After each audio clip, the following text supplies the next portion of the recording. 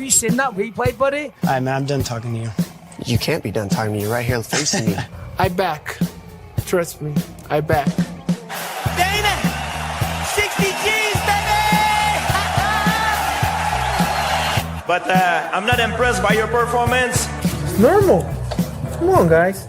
It's normal. You'll do nothing. You'll do nothing. I'm the man of the hour, Joe. Too sweet to be sour. What you see is what you get, and what you don't is better yet. I'm the women's pick. I'm the men's regret. And if you win against Chael Sonnen, you made a bad bet. I don't have much left to say other than you have seen nothing yet.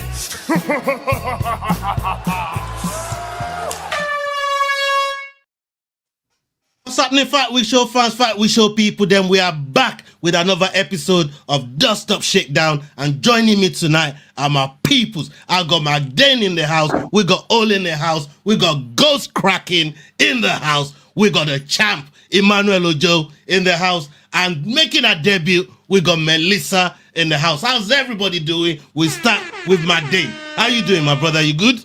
I am ready to rock and roll, bro. Very hard day at work. The kids finally got to use the new bath that we've just installed, and the passport arrived as well. So we're going to Canada in 12 days. Whoop, whoop. That's what's up. That's what's up. Hey, Olin, you good, brother? Bro, I'm fantastic. I'm always good whenever I'm hanging out with the folks like you. I mean, dude, can't wait to talk about the MMA news. Can't wait to kick it with you all. And loving the new addition to the show. We got Ghost Kraken and we got Melissa on the show. Let's go. Let's go, Melissa. Welcome to the show. Welcome to the Fight Week Show. We know you've been rocking with us for a minute, but salute to you. Welcome having you on the show, man. How you been, man? Sorry? I said, how you been? How's everything going? Yeah, I'm okay.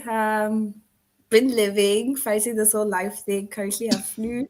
And I'm a bit nervous because it's my first time showing face, you know. But nothing I cannot do, nothing I cannot manage.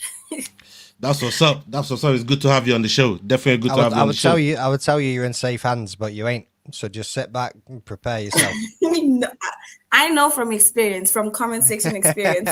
We'll see how that will go. There you go. There you go. Champ, how's your day been? Champ, it's been a minute since we had you on the Fight Week Show, man. Salute to you, brother. How you been? Yeah, I'm all good, thank you. Yeah, thanks for having me on the show.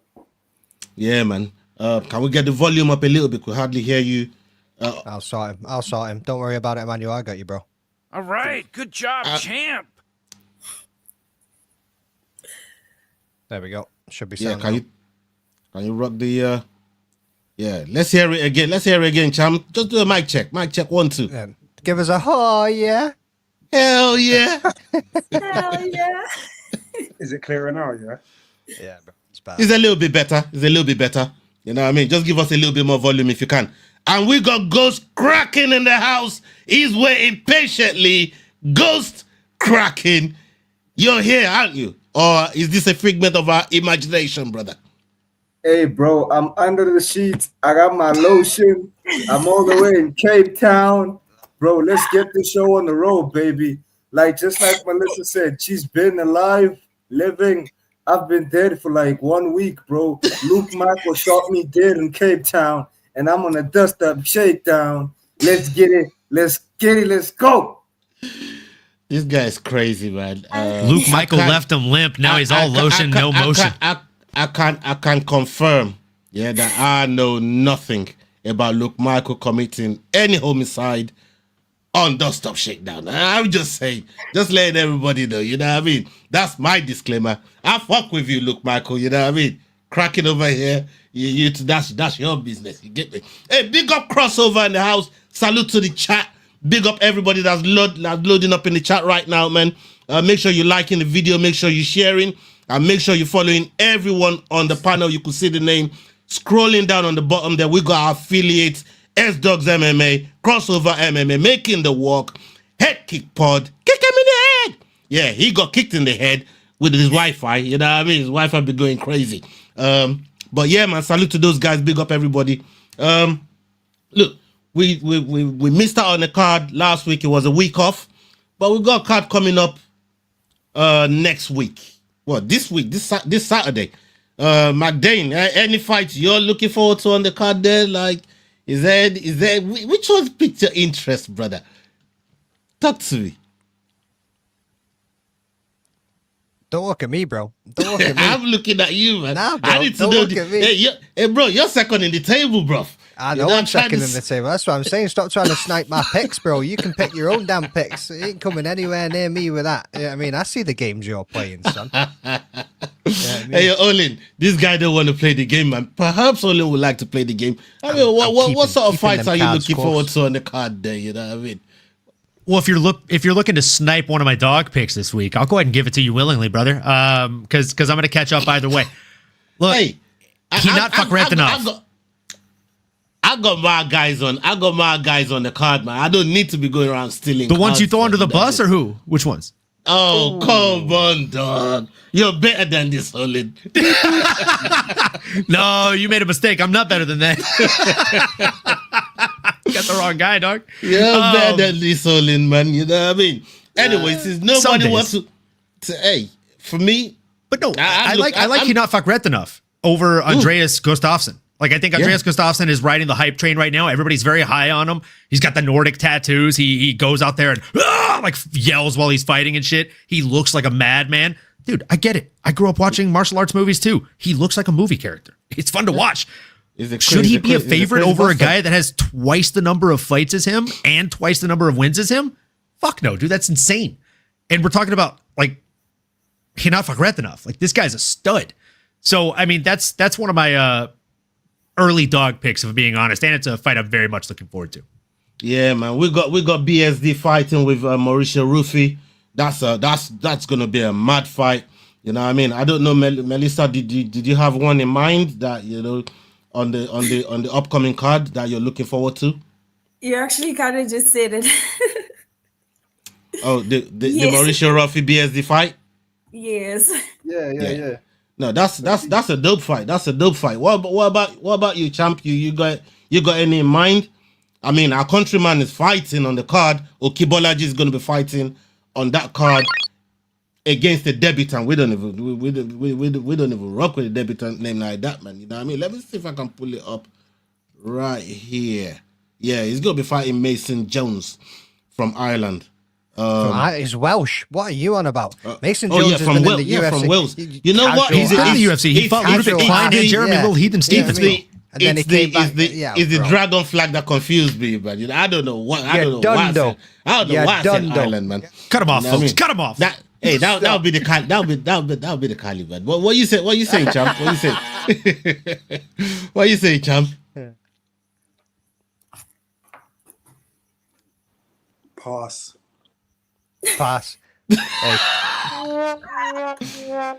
Well, what about you, Ghost Cracking? What you got for us on the upcoming card that's coming up, man? You got any fights that you're looking forward to on there? Hey man, I'm looking forward to seeing Patricio Pitbull get like a win streak, because there's been like a thing of like fighters that are coming from other promotions coming into the UFC and just getting ragdolled. So I'm looking forward to Patricio getting a win streak after losing to Yair, like winning against Nige. He's fighting against the Octagon double champ, Kiat. And yeah, man, I think this is Patricio Pitbull's chance to shine, because we have somebody who's like, I think Kiat is making his debut, his debut to the UFC. And yeah, let Patricio give him the taste to the big show.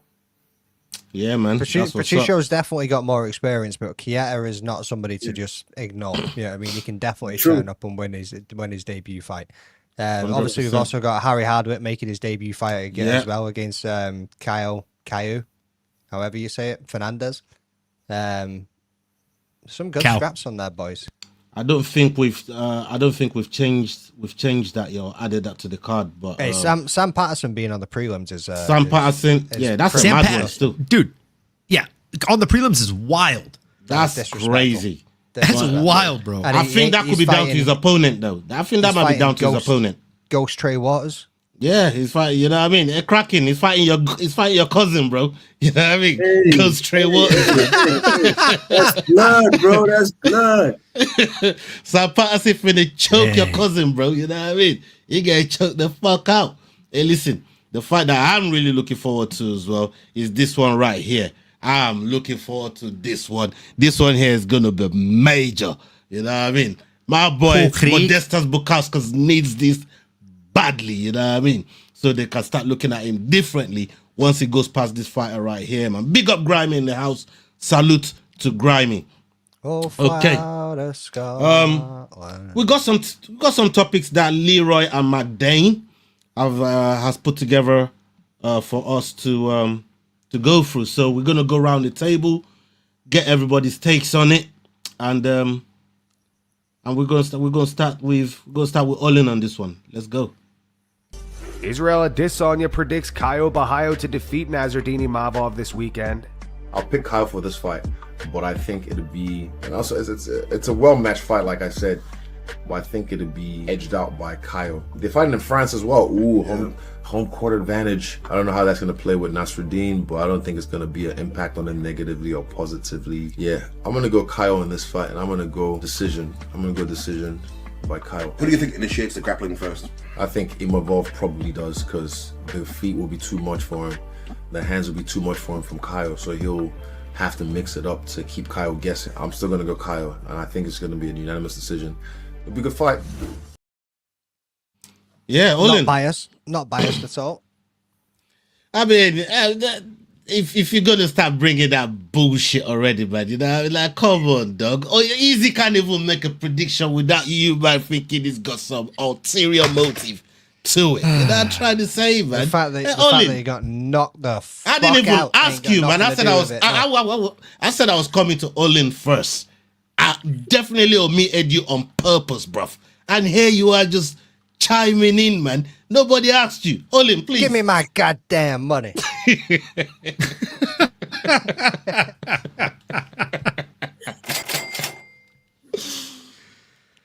Okay, I definitely have thoughts on this.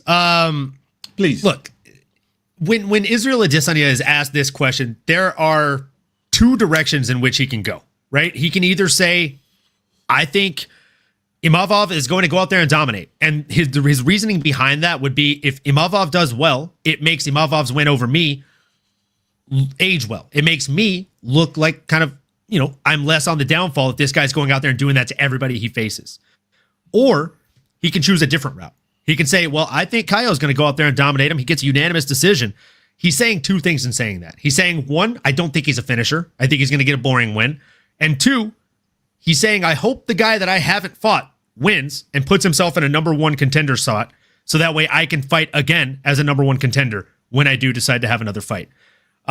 It's strategic. It's strategic marketing of himself as a fighter. I'm not against it, but I understand it, right? Like, game sees game. And like the guy's playing a smart game, but is he actually giving an honest depiction of this fight? I don't know. Like, on paper, just instantaneously looking at this from a fan perspective, yeah, Caio has routes to victory. And as a fan, I want to see him win because the fighting nerds are getting that push and they're very exciting, the whole lot of them. If him and Rufy both go out there and do dominating things in their fights, it's a great look for this gym and it's a great look for marketing for the UFC. But the simple fact of the matter is, we've seen him go out there and struggle against somebody like Abus when it comes to the grappling. Like, do we really not think that Imavov is going to go out there and really pressure him with the grappling? Do we really think this is not going to be a close fight like that? I think people are getting carried away with recency bias and maybe looking at it too much from a marketing and hype train perspective. That's my 2 cents. Yeah, man. Before we go ahead, shout out to Northside and Northside Raid. Everybody that just rolled in from Northside. Salute to every single one of you, man. Big love. Make sure you're subscribing if you're new to the channel. You love MMA, this is the place to be. We break down MMA current events on here. So welcome to everybody that's new around here. Salute to every single one of you. Okay. Melissa, we'll come to you. I mean, this Caio Borralho, Imavov fight, we know what them two bring to the table. Imavov did beat Easy in his last fight. But Caio Borralho is an upcoming, hungry fighter. He wants to be in contention. What are you thinking about this fight, and what's your take on what Easy said there? To be honest, I feel like, because it was this Adesanya already has his own personal connection towards the fight, and I mean he lost in February against Imavov, so obviously in this, as he said, that he might even like pick on to get the best fight, to get the fighter to win, just so he can have his own title, save his own name, basically. And I mean, Adesanya is a striker, so obviously he's gonna root for the striker as well. So that's just my opinion. I mean, look, Izzy is one of these people that's got very complex personality. That some people like him, some people hate him. You know what I mean? It's not everybody's cup of tea. But champ, I mean, when Izzy's talking about, I think he's talking from at least some kind of experience on what he knows about Imavov. I mean, what's your take on that fight in itself, and how do you see it panning out? I've got him off, I think he's more well-rounded. So he's obviously got more routes to go, if you will. So yeah, I've got him. For real. Because I look at it. Imavov, McDane, you'd remember this with Olin. When Imavov beat Izzy, I was damn near crying. I was like, you know what, bro? Just go hang this shit up, man. Like, I can't take picked Izzy with you that day. I don't know if you remember, but I did pick Izzy with you that day. Yeah, you did. I was in pain, bro. Like, bro, just go hang it up. Don't even bother fighting no more, because if these guys, people like Imavov, are now coming around beating your ass, dominating you in fights and that, it's kind of looking sticky for you. But Imavov, from what Emmanuel just said there, he seems more well-rounded. But there's this thing about the fighting nerds ghost cracking. The fighting nerds and what they've been dealing with, the way they've been moving, the way they've been operating. They even got Oleksichuk winning fights. You know what I'm trying to say? Like, that gym is crazy. What are you saying, ghost cracking? How do you see this going? Hey, man, Kaio is a decision machine, first of all. And to me, that is not impressive to me, man. Like, Imavov has shown that he has the power. Ola, are you currently okay right now? Because we're talking about the guy who knocked the fuck out of your champion. I think you jerk off to him in the bedroom when your wife's cooking. But then let me say this, man. Izzy obviously is very bitter. Izzy's currently 4-1 in his last 5, and I'm sick of that guy, man. You know what I mean? Get the fuck out of here, blood. Get him out of here! Hey, do you know the annoying thing about Ghost though, Ola, is they can just come back through the wall, bro. Exactly. They ain't coming back. It's the worst. Hey, man. Hey, Ola, just I had to say it, bro. I had to say it. Like, this is your guy, brother. This is your guy, and obviously he's bitter, but like I said, Imavov has the power. He's shown us, he's shown us he's very versatile. He's very good with striking. He's very good with striking. Obviously, Izzy is the one that's kind of bitter, because obviously he's trying to connect himself to another number 1 contender shot. Even though he is 4-1 in his last 5. And I'm gonna just say this, man. Like, I hope Kaio gets knocked the fuck out, because the fighting nerds, personally, I think they heavily overrated. So Imavov by first round KO. Imavov first round KO? When's the last time Imavov got a first round KO? Real quick, Ghost Guy. This is what I'm trying to say, McDane. I don't know. Maybe you do. Maybe. I mean, do you want to? This is his time to shine. McDane, I mean, do you want to chime in? Let's hear it. Ain't going to be no first round KO. I'll tell you that for a fact. It's a tough one to call, boys, right? It's a tough one to call, right? So, yes, we've seen Kyle struggle a little bit with the wrestling. Yes, Imavov is well more rounded. But we also need to take in the factor of Kyle putting him on the back foot and pushing forward. He is relentless at times. He comes in for the fight. You know what I mean? He's eager to fight. I don't think it's going to be as straightforward as Imavov's just going to take him down and it's going to be job done. You know what I mean? He does have some decent wrestling, does have some decent grappling himself. So, yeah, will a takedown happen? Probably. Will he get back to the feet? Probably. Could it end in a submission? Possibly. It's one of those, boys. Yeah, I mean, you flip a coin on this and you see which way it's going to go. If Kyle can defend the takedowns enough, take it into the later rounds, he's got every single chance to win this fight, just as much as Imavov does. And in saying that, here's another boy that recently won his fight and he just dipped out. Giving him a mega intro. Mega intro there. He'll be back. Went to click the name and he's like, he's back, you know what I mean? The one, the only, Charles Energy Johnson, motherfuckers. Let's go. Let's go. That's good. Hey, congratulations, my guy. Congratulations. Hell yeah, let me pour up a shot to congratulate this fucking guy. Let's go, Energy. What's good, fellas? I'm trying to think there's Energy. Congrats on the win, my guy. Congrats on the win, man. Good, we did say we were gonna, we were gonna bring you on, celebrate your win in Shanghai. You really kicked it with us in the week leading to your fight, and bro, congratulations, man! Congratulations, massive congratulations to you.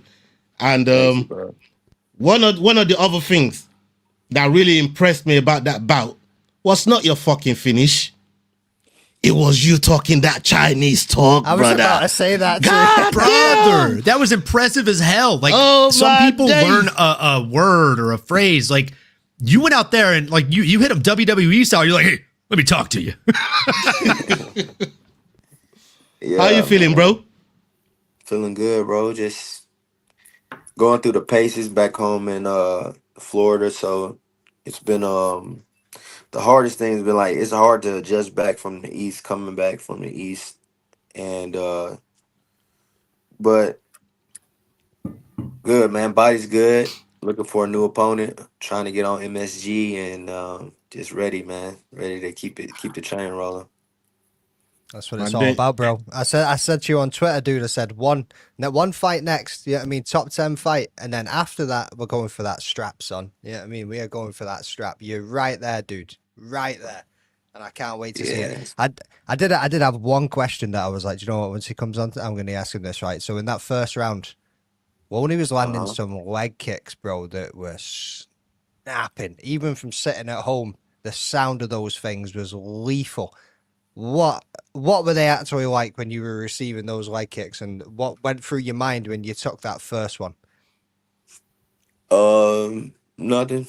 I mean, you guys forget, man. I fought Muay Thai fights in Thailand. That shit don't hurt me like as much as people think. Every time I fight guys, every fight I come out, guys come out and do the same shit. I fought multiple fights in Muay Thai and trained in Thailand for 20 months. So Lonnie and his coaches were fighting with a lot of ego, and like if you just listen to what his coach was saying, it's like he was trying to egg his fighter on. It was very like that didn't hurt. Like I'm kicking the shit out of his calf. And like that didn't hurt. You know, like nigga, I know that shit hurt. You know what I'm saying? But you're not gonna make it not hurt for him, right? And he's just like very like I respect them, but it was just like I could hear the things they were saying, and it was for me, it was just like they're trying to discount what's happening in the fight. So the first kick he landed, the first calf kick he landed, it was like he will not put that leg back in front again. He won't kick it. But it's like they're trying to talk to the judges more than like to me, and I think that shit's kind of lame as fuck. But at the same time, it is what it is, right? That's what they're trying to do, and they're trying to get in my head, but talk to their fighter at the same time. But for me, like, it's just weird, bro. Like, honestly, the gamesmanship of this shit is kind of funny. It was a point in my fight where my coach and their corner were kind of going back and forth. You could hear it on the broadcast. I was laughing. He was like, my coach, it was right before I knocked him out, like a minute before, right around the 3-minute mark of the second round, or 2.5-minute mark. And he's like, he's tired. He's flat-footed. He's tired. He's feeling it, Charles. They're like, he's not tired. He's tired, Charles. And I mean, when you're fighting, I'm not really like paying attention to that shit because I feel it. I can see it. I was feeling it before he said it. I felt Lonnie's whole energy shifting the entire from the minute the second round started. So um everything I planned, game planned on and worked to do, I did. He got out early in that first round. Calf kicks, they were solid, but it wasn't like, I mean, I do this shit, man. So it was like it's just game, it's just a fight, man. Like honestly, I move with a lot of shots. I really don't take anything too solid. So I pick my feet up a lot, and yeah, it wasn't much to it for real. Can I jump in here and ask a question as well? First and foremost, huge fan, Charles. Been watching your career for a very long time. Now, I know you said they came into this fight, they were fighting you with a lot of ego, him and his coaches. And there's a handful of things I noticed watching the fight, right? I feel like you really got a hold of your range advantage with about 45, maybe 55 seconds left in that first round. And from there, I was like, oh, it's on in round 2, dude. I knew it was going to be bad news bears if he survived. So my question to you is, at what point kind of in your head did you realize that you really could utilize that range to your advantage? And secondary question, was there anything that did actually surprise you that Loner did inside the octagon against you on that night? No, he was a little bit faster than I thought he would be, but I knew he would be quick, technical. Nothing surprised me.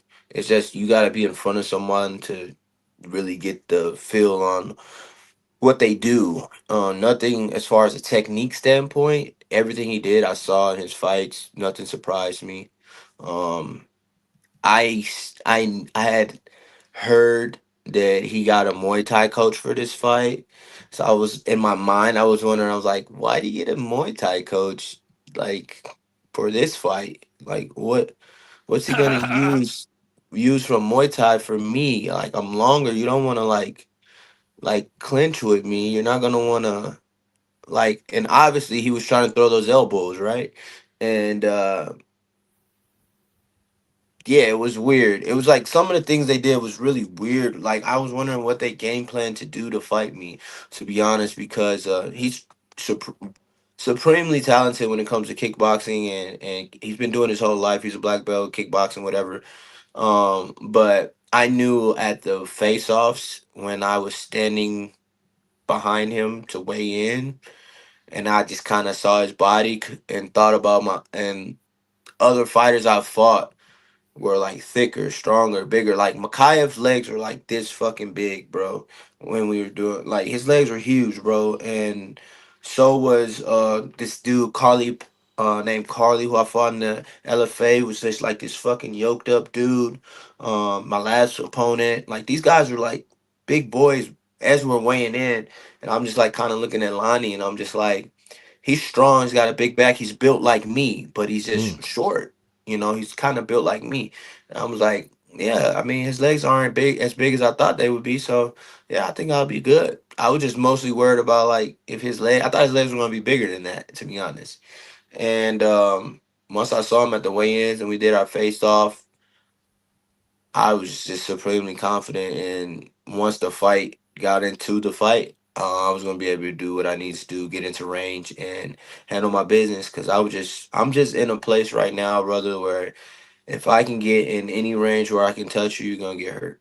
Like in this range, it's gonna be a problem. Um, Guys can stay out there and point fight and they'll do successfully, but it's hard to do that against me for 15 minutes. And I'm really getting better at like switching my stance and getting on to people, which I did really well this fight. I made an adjustment the morning of the fight. In the walkthrough, I did an hour shakeout, sweating, lost 2.5 pounds in the morning. The day of the fight, I felt so fucking good, bro. I went and I rehydrated.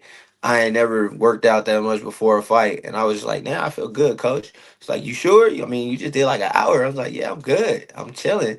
And I was like, but I told him I'm gonna stay in open stance, which is Lonnie likes fine. Like whenever he's orthodox, I'm gonna stand southpaw.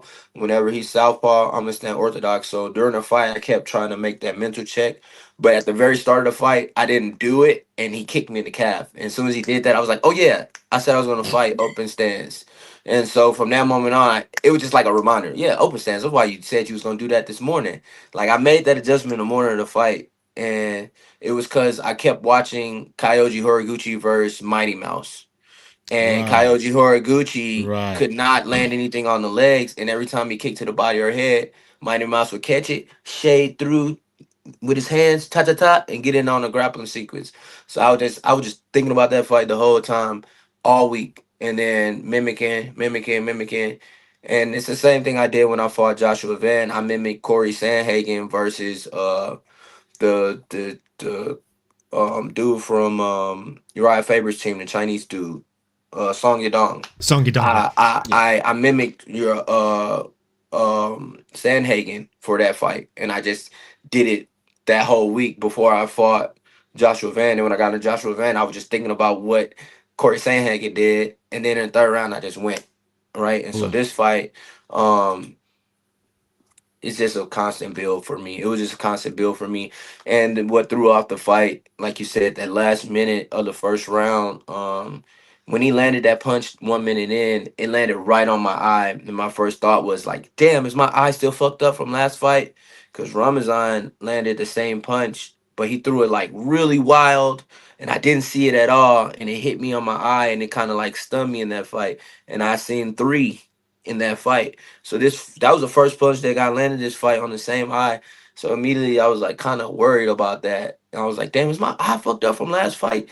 But then it's like gradually every 30 seconds it kind of came back. It was like really blurry 3. And then after like 2 minutes, it was just really watery. And then after 3 minutes, it was coming back. And then when that 4th minute hit, I was kind of like able to blink it out and finally see again.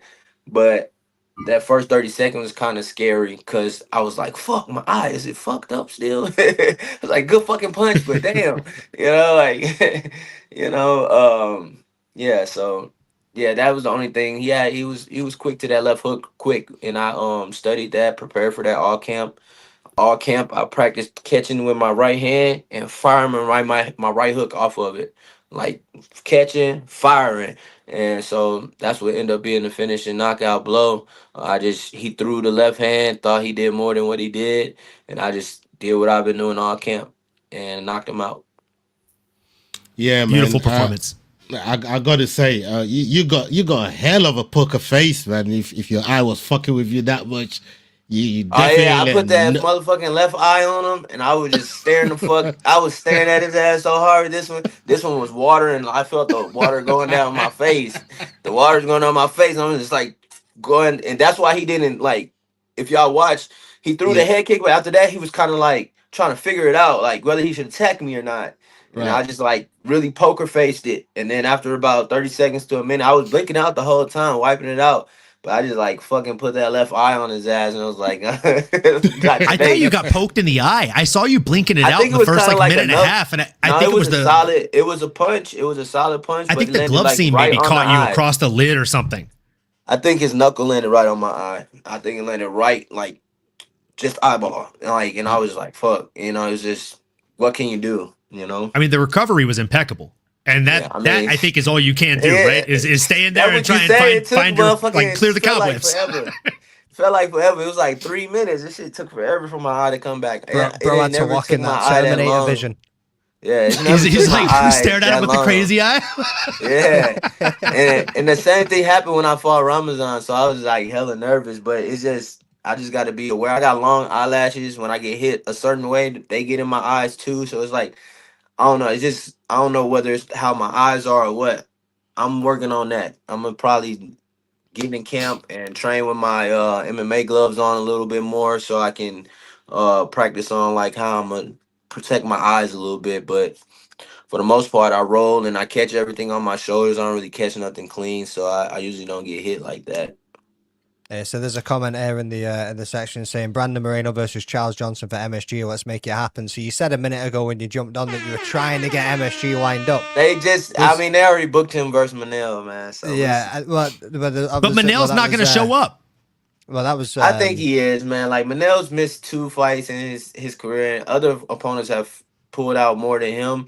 He just has unlucky injuries at the wrong time, like that foot break. You know, like I think his just legs aren't really like built to take kicks, and him kicking whenever he does, he hurts his foot or leg or something. So I sparred with him in 2020 when I was in Thailand, right before he came over to be the backup fight for the championship fight when he was first coming into the UFC. We did a lot of rounds. And he's good, man. We were back and forth, man. He was touching me and I was touching him too, and his coach was like, "Oh, you're good, man." And I was like, "Yeah, I know." Shit. But at that time, it was like right around COVID, so the gyms in Thailand was shut down. But he was training with Mike Swicket, aka, and so he was getting a lot of like personal focus, and like he was preparing to come to the UFC. And at the time, I wasn't really training because Tiger Muay Thai was shut down. So I was like doing some MC work and in Thailand overnight and shit, and like I was just trying to figure out working with my boy, working out in the field and shit. But like it was a hard time to just train. So when I got to spar with him, I took advantage of it, right? But man, I didn't think he was that good. And then when I sparred with him, I'm like, man, he got fast hands.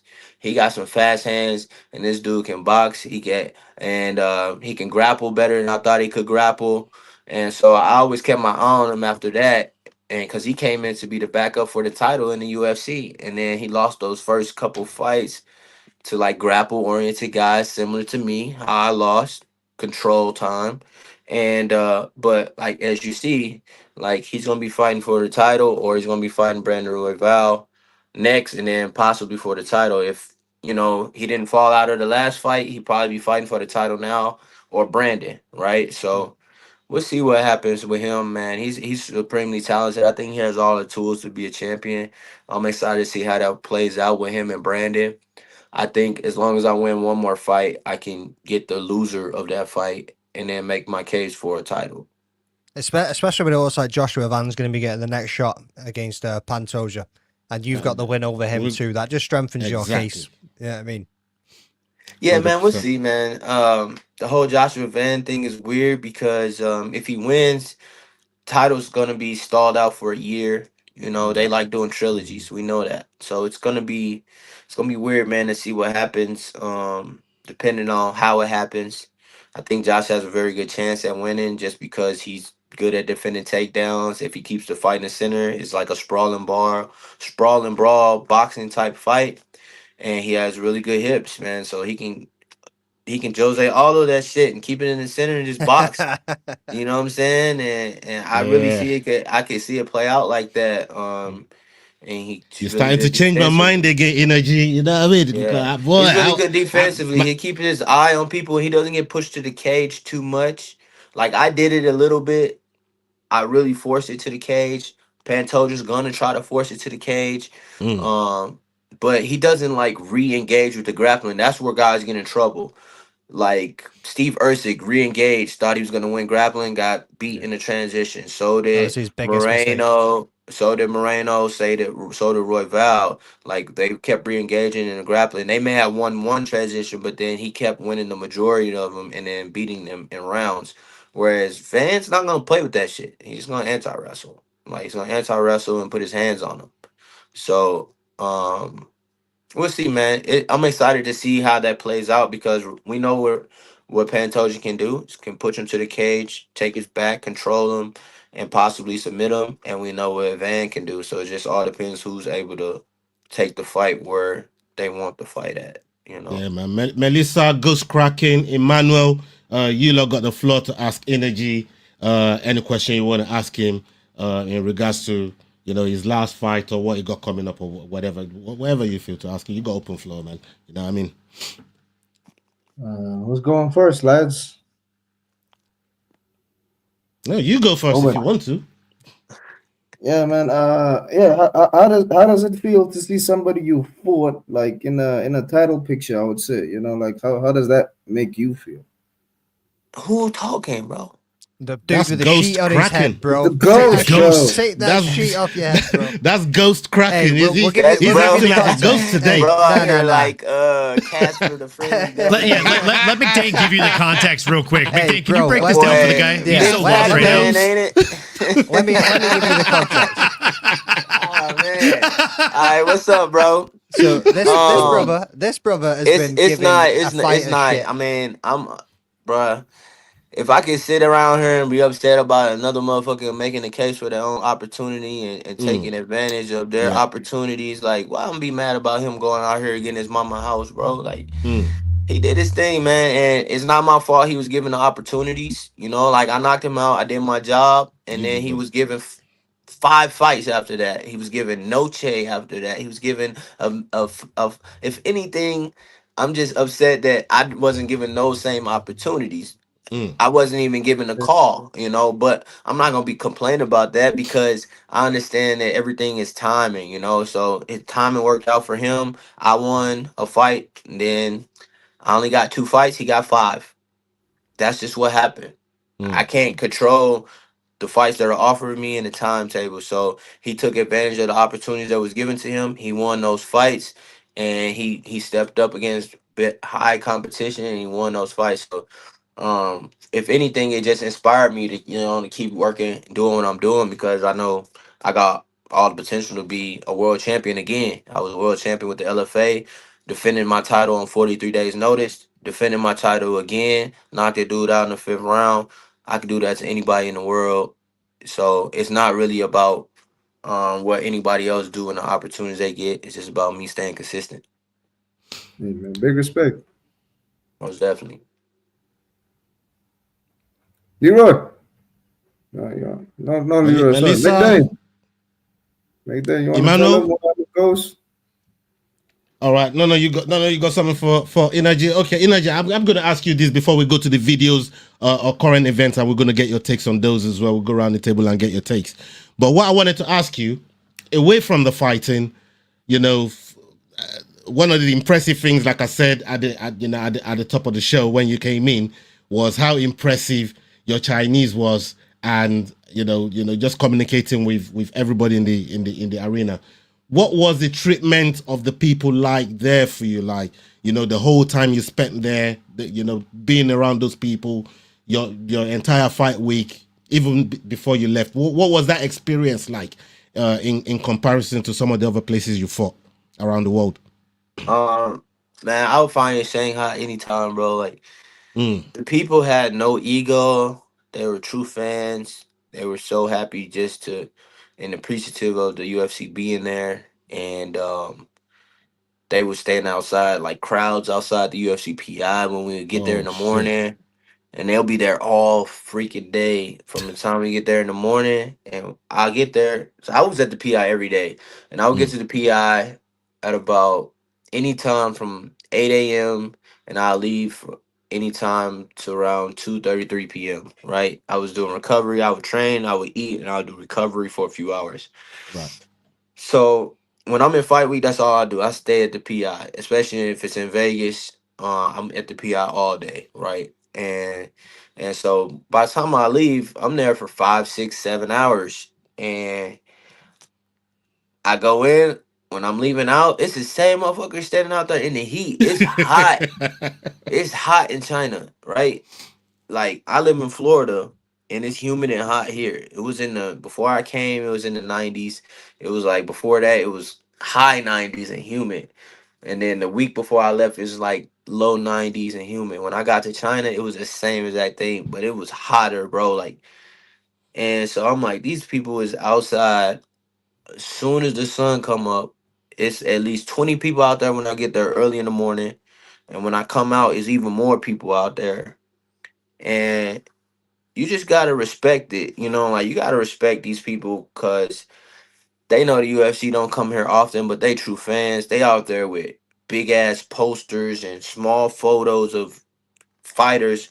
But I don't know if they had photos of everybody, but it was multiple fans that had pictures of me, posters of me, asked me to sign them. Like with my picture, different pictures, not the regular pictures either. Like just different pictures, like not the same picture either. And I'm just like, man, these people really fucking love this shit, man. They true fans. And then when you like watch the fight, watch back the fight, listen to the crowd. Them motherfuckers ain't just out there yelling crazy, twist his dick, dumb shit. You know, like they quiet. They kind of quiet. They loud, but they quiet when they watching. And as the fight's happening, like Loney's hitting me with shit. He's throwing his sink out there, and he throwing the sink out there. And when he landed, they like, oh, like you know what I'm saying? Like they watching this shit, they in it, right? And when I come back and I throw something, they whoa, hey, you know, like they are watching. And then in the second round, as it transitions and the fight build up, they getting louder, you know, and when I came into the arena, I heard the first fight and I heard them roaring. I was like, oh shit, they lit already, man. It's live. Like it was great, man. It was my best experience yet as a martial artist in the UFC. Wow, that's saying something, bro. And I've only had the opportunity to fight in 4 arenas. My very first fight in London was fucking terrible. My second fight in St. Louis was great. That was my hometown. My third fight in Denver was short notice. They cheered for Van, but when I walked out that bitch, they was cheering for me. And then this fight, they loved me before, during, and after. And so this was my best experience so far. And with him waving the Chinese flag, you know, I feel like I was a countryman. Like how they treated me the whole time I was there. Like honestly, and afterwards, like the reception and the messages I'm getting random messages from Chinese people. I remember you, you know. I love you. You're great. We appreciate you. We remember you, you know. My coach who was in my corner, Ben, he was my nutrition. He did my weight cut with me. He also works with like Paulo Costa, other high level guys. He said that he's part Chinese. He said that his friend from China sent him an article that had like 4.4 billion Chinese people, and it's like their Facebook, right? It's an app that's like their Facebook. And it said I was featured in it, and it said I was the first foreign fighter ever to do my entire post-fight speech in Chinese, and that I had a huge reception from the Chinese people, and they really enjoyed and respected me for what I did. And I was like, that's dope as fuck. So yeah, when I go back, I'm waving the American flag, but they gonna love me either way, you know. You need to learn how to say America, baby, in Chinese. You know, I did kind of a tribute to Wei Li. You know, when Wei Li won and she spoke in English, she was like, my name is Wei Li. I'm from China. That's literally the first thing I thought. And so that was my whole point, to do that. And then the second half was me. And I kind of fucked up the second half, but they didn't care. I did the first part right. No, dude, you crushed it, bro. They didn't even the interpreter. You went to another country and you tried your best to learn their language to deliver your post-fight speech in their language. Like that speaks volumes about the type of person you are, bro. Like smashed it. Yeah, I got that first part right. That's all that mattered. Brother, you got the whole thing right. Okay, you got the whole thing right. Let nobody tell you anything different. Energy. Yeah. So it was, as far as fans go, man, it was the best yet, man. And I would love to fight in an arena again. Hopefully I can get on MSG. We'll see what happens. Right now it doesn't look too promising due to guys being injured, hurt, and unavailable. So we'll see what happens. I'll probably have to fight backwards to fight on MSG, but I already told them I don't really care. Just give me a body because I want to fight at MSG. So okay. All right. We got a few videos to go through, and hopefully some of you still got a little bit of time, so we can get through some of these videos. What time is it there, man? I know I'm late, man. No, it's 10 p.m. Well, just past 10 p.m. Oh, that ain't that bad. That's how I spoke to y'all. It was like early in the morning. For Melissa, it's 11:15. She's an hour ahead of us, so I think you and Olin are all right. She look good. She look more awake than the ghost, motherfucker. He probably in there asleep. That's what I was thinking. I mean, he's overheating in that bitch. That ghost. I got my lotion, bro. I'm all good. I got my lotion. Oh, this nigga say guys lotion. Hey. Hey, he got his lotion. Okay. We got That's some the videos wrong here podcast, Kraken. Keep the lotion for the next one, brother. That's for the OnlyFans. for real. For Gotta real. charge for extra real. for that. Right. Let's get through some of these videos right here, and we'll go around the table and get your takes on it. The first one right here. Michael Bisping reacts to his old pal Luke Rockhold getting knocked out by Darren Till over the weekend. Bisping criticized Luke for having his hands low and his chin up high. He gets knocked down in one, got knocked down in two. He went down to his knee, but the referee never called it. He landed a few shots, his jab was okay, but as always, the chin was way up in the air, man. And the hands were low. So what are you doing? Tuck the chin, Luke. Tuck the chin. So those terrible habits that you develop when you're a tall guy like that, right? When you're, how tall is Luke? 6'4"? 6'3"? 6'3", 6'4".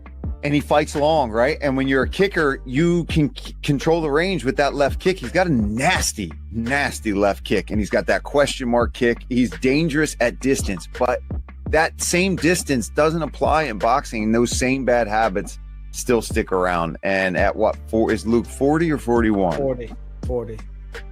And I don't want to see the dude get KO'd like that. I mean, he got KO'd a lot towards the end of his UFC career, and Mike Perry broke his teeth. He's broken his jaw. Now he's been knocked out a lot. This is when you start to go, okay, like you had to have made a really good payday there. You had to have made a lot of money when you were fighting in the UFC. Man, you don't need to do that anymore. I don't know if he's necessarily, again, I'm not trying to be a prick here, and this is not me trying to be funny. I don't think he's being the smartest with his money. With the money. Okay. Matt Dane, let's come to you first. I mean, Rockhold getting finished like that, man. I mean, you guys probably went, watch the fights and stuff. Like, what did you make of the whole thing? Like, how do you feel seeing that, especially Darren too? I honestly thought the ref was going to stop it when he got saved by the bell at the end, I suppose. I mean, he got dropped at the end of the first round, and then when it came into it in the second, and they had him up in the corner, and then the ref walks in and separates them in the corner whilst Darren Till's just like unloading on him. I was like, what is this ref doing, man? And then it was literally just a matter of time before he caught him again. Like, he was landing with big shots. And like the two gentlemen just said there, I mean, he's been through some wars in recent years. He's taken some damage, and Father Time is going to catch him, especially who's standing there with his chin so high. So it was expected to happen. But the way that he got KO'd, bro, the way that he fell, leg all bent and that, you know what I mean, crooked on the cage, shit was brutal, man. I mean, Emmanuel, as a tall motherfucker that you is, bro, you being in there in the cage, you're probably one of the tallest out of all of us that's here on this panel. From your experience, like, how easy is it to forget that you're hanging your chin that high because you're taller than whoever's standing in front of you, and you have to keep, like Energy was saying earlier on, you gotta keep making that mental check to it, tuck that chin in. Like, how is it easy to just forget that you're doing that? I think you should just remember that you don't want to get hit. Do you know what I mean? Like, that's really low, bro.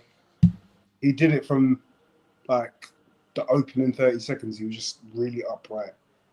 I don't know, man. I don't know. I think it's just like, it just might be. I don't even know how to put it, because bro? Till hits hard. Till has wobbled a bunch of people. So why you are not on your P's and Q's from the beginning? Like, he caught him every round as well. It was mad. That fight was crazy, especially the finish. Boy, nasty finish. That was a nasty one, man. And Kraken, I don't know if you got something on this with the Misfits, especially with Misfits card, and Luke Rockhold getting knocked out like that. I would say, man, can you guys give this to Melissa first, because I'm currently thinking. Oh, Melissa, is that what you're calling it? Man still got the lotion in hand. I know, yeah. He's like, I'm currently I don't know how you thinking about Melissa with the lotion under that fucking ghost shit that you got going on there, bro. Like, come on, dog. What's going on here? Hey, Melissa, please, Kraken's Don't worry, the Kraken. question to you. I got you with the sound effect real quick. This should help. I'm indisposed, man. I'm indisposed. Oh, this guy, man. Yeah, what you say, Mel? Oh, mute No, mouse. you're on mute. The mute mouse. Strikes Oh again. my gosh. The man's not here, but he passed the gift.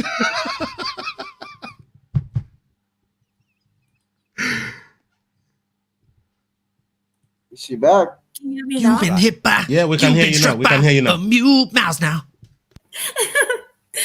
Okay, so from my views, I feel like there's always been a rivalry, and I feel like this is another John Jones situation.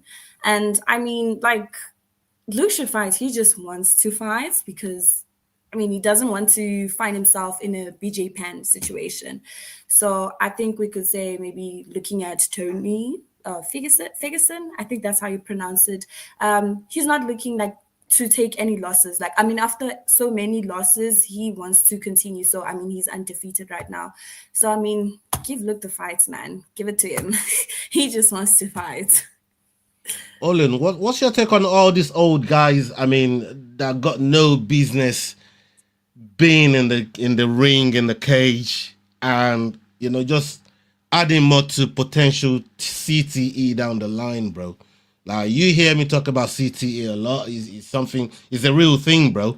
And these guys don't get no help like that. Like, what I mean, let's be honest. DAZN should probably change their name to CTESPN, right? Come on, kids. It's bad. I wish I had a sound clip that personified the exact opposite of... But I don't. And that's how I felt watching this fight, right? Like, I posted it in the chat earlier. I literally I taught myself how to throw a question mark kick when I was training at AKA from watching Rockhold throw it on the fucking heavy bags. I would watch him and I would just be like, holy fuck, that's incredible. I'd just try and mimic it. And I looked up to that guy in a lot of ways. Him and DC and Khabib and Islam, all those dudes at AKA. So to watch somebody that I used to watch train, like I watched him train for the first Bisping fight when he got submission of the year for what the MMA awards titled the one-arm yank and crank. Right. Like, I'm a big fan of this guy, but I truly understand that limiting himself to his hands, which are his weakest weapons, it's a mistake, right? So he needs his kicks. If you look at where his wins have come in the last, 7-8 years, the one sole win has come from karate combat. If I'm Luke Rockhold and I need to scratch that itch, fucking sign another contract for karate combat. They're not going to pay you what Misfits is, and that's fine. You're a GQ model on the side, bro. You're making money. You're not poor. So, like, make your modeling money, but if you need to scratch that itch, do it in a way in which you can actually, like, I don't know, have paths to victory, because boxing is not it. And like, as somebody that hates sparring southpaws, like, Luke is a southpaw, but he doesn't fight like this. Like, this is my instinctual fucking guard because I trained at AKA for years, and my favorite classes were the Muay Thai ones, right? They get those hands up there. But for whatever reason, Rockhold, because he's so tall, he keeps his hands like right here, almost like someone told him to touch the chin instead of to touch the eyebrows, which is a fundamental mistake. Like, Ojo, like Charles Johnson, they can both speak to this. I know this. Like, touching your chin versus your eyebrows, you're leaving a massive opening to get hit on the temple, the forehead, the nose, etc. And he also leans his head up whenever he tries to escape danger, which is a fundamental mistake as well. You want to tuck your chin when you're backing out, so that way if you get clocked, your chin just tucks into your fucking shoulder blades versus getting rung around. It's the reverberation of the brain that causes the damage in those Say shots. that word And again. what's that? Reverberation? Say that word again. The reverberation? Brother, that reverberation is exactly what you did to your opponent just a few weeks ago, my guy. Well, that sounds like what Buddy doing underneath that cover, boy.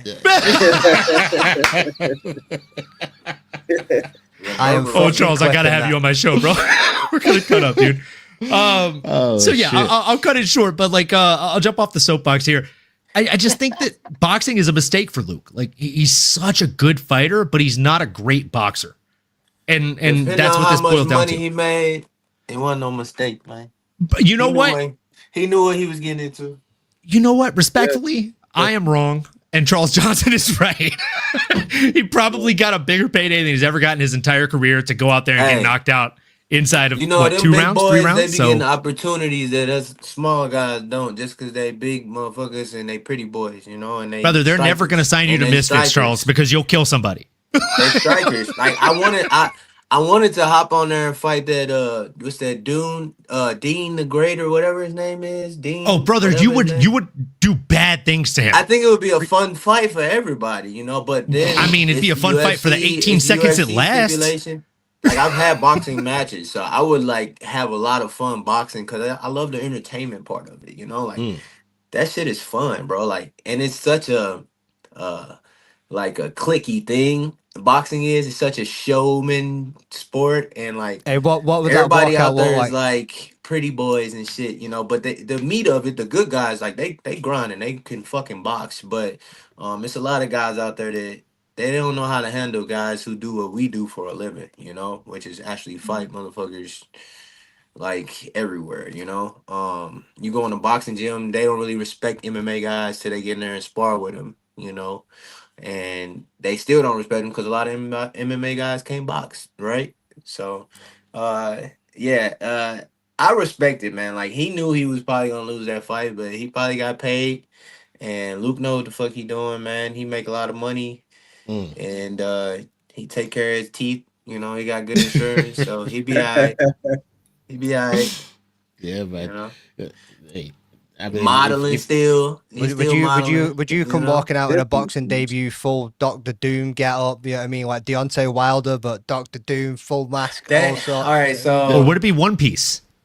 Full Scarlet Gang pirate crew. Listen, Spartan mask.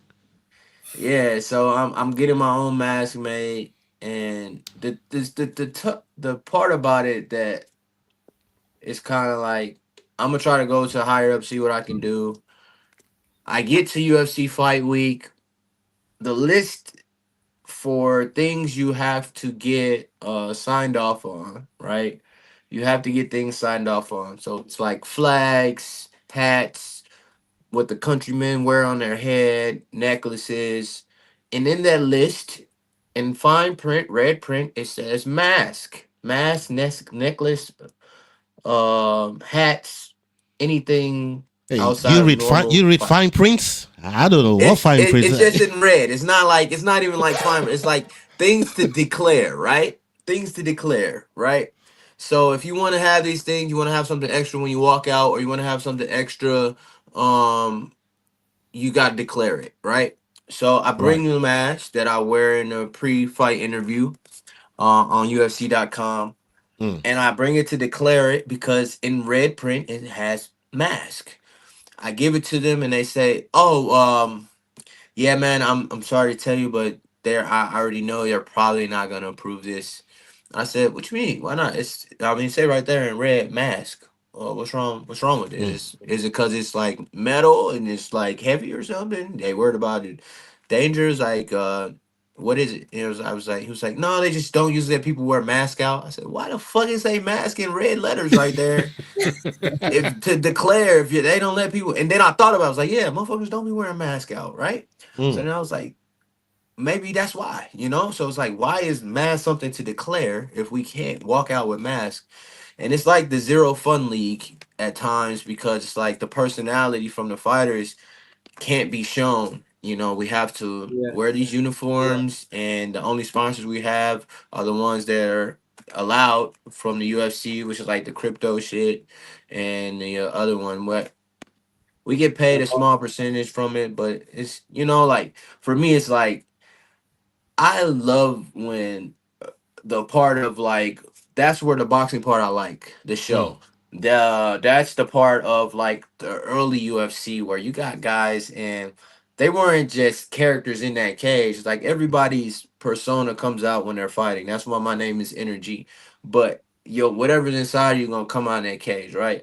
But like you knew, like fans got behind the character of this person. Tito Ortiz in them flame shorts, fucking Iceman Liddell in the Iceman shorts. Like you think about these things, they're like iconic things to think about, and you relate them to the fighter. Anderson Silva in the yellow shorts. Like it's just different. That era was just fun to see, right? And so I want to get that back, and they're starting to do the fighter short thing, but like the individuality and the marketability of the fighter has been stripped to the bone, you know. And it's tough, man. If you don't have a huge social media profile, it's hard for people to see you. You know, like we do the pre-fight interviews with the UFC.com, but like they posted to Twitter, it's like got 100 views, 100 people like it, 4,000 views or some shit like that. Like it's not really hitting, so it's I don't know, man. It's not till you knock a motherfucker out like I did that people see it, so it's like you gotta hope for them moments, and they're hard to come by because you're fighting the best guys in the world. But I do miss that part of it, and I hope that as we move into these new deals and these new eras of MMA, they start allowing that, like whether it's through contracts where, all right, in your contract you send them a file of your short design and say, can you guys make this for my short design for my next contract for my shorts? So they have the file, so they can't say that like they can't do it, and then they're gonna make money off of it too. They can put it up on their UFC website or whatever, but at least you have individual short kit. That's you. Like, and some guys not gonna go that far as to have an artist do it, but for me, I've always been an artist. I like that shit. So like I think those are just little things that go a long way that we could do. But it's just effort. It's like they're gonna make their money regardless. So why would they not just keep putting out stale ass colors and fighter names on the side of the shorts with the cryptocurrency on it, right? Hey, them purple shorts are pretty dope, though. You got to admit that everybody's rocking them purple shorts now. I see all the black fighters wearing them. Shit. I don't know if it's a black thing yet. I'm trying to see. I've been trying to figure it out. I'm like, Angie wore them. We didn't just find something out about Ian Gary. Wasn't it Brendan Johnson the first, or sorry, who was the first person to do it, right? Allen, Brendan Allen. Brendan. Yeah. Brendan Allen was the first one to do it, I think. I think Brendan was the first one allowed in purple shorts, yo. Yeah, get my. But honestly, like McDane said, a lot of people been rocking them, bro. They're a good look. Yeah, man, and they look good, man. I like them. It's a good color. It's a. If they do like a purple like camo scheme, I think that looks sick as hell. Leave that camo shit out of here, man. Oh, come on, bro. Hey, is that not a camo hat? Is that not a camo hat? You got. I was about to say, aren't you wearing a camo hat, bro? Yeah, you're wearing a camo hat. You already got Bryce Mitchell, man. You got the camo shorts. That's different, bro. That's different. Shorts. And come on, bro. We're not going on the Bryce Mitchell train right now. Arkansas. Got your Arkansas. Hey, no, bro. I mean, I don't know. In Nigeria, rocking with that, man. Yeah, rocking with it, man. You know what I mean? I'm just over the shit. It's like bare minimum for me. Like it's like I agree. A color, and it has to be. And what y'all don't know is like the yellow has to match a color's flag, but they don't. They stop letting people walk out with flags for a while. So I was like, what the fuck sense does this shit make? This shit don't make no sense. We can't walk out with flags no more, but our shorts got to match. But they're still making the shorts color coordinated. That people we represent. Like, what the fuck? Bro, they came in London and took my flag off me. So it was yeah, they did that. They did that to us as well. Chris Duncan was walking out and meet us. I'm English, but I live in Scotland. I've got family Irish heritage. Yada yada yada. That's the context. But Scottish fighter Chris Duncan's walking out. Me and my friend both come down from Scotland to London, standing there with a Scottish flag out. Security come up and tell me you need to put the flag down, or I need to go and put it in a locker down at the front door. To go downstairs, put this thing in a locker, get a little raffle ticket with a number on it so I could go back and collect it later. They just wouldn't let you. This was like probably like a year ago. About 2 years ago, this one was. But they also done it to fighters' family as well. You know what I mean? Like, who's fighting this weekend? Shauna Bannon. Shauna Bannon's family was standing there with an Irish flag, cheering her on as she was walking out. They walked up and started blocking her blocking the family from seeing the fight and telling her to put the flag down and all sorts of things. That just happened? That was in March this year.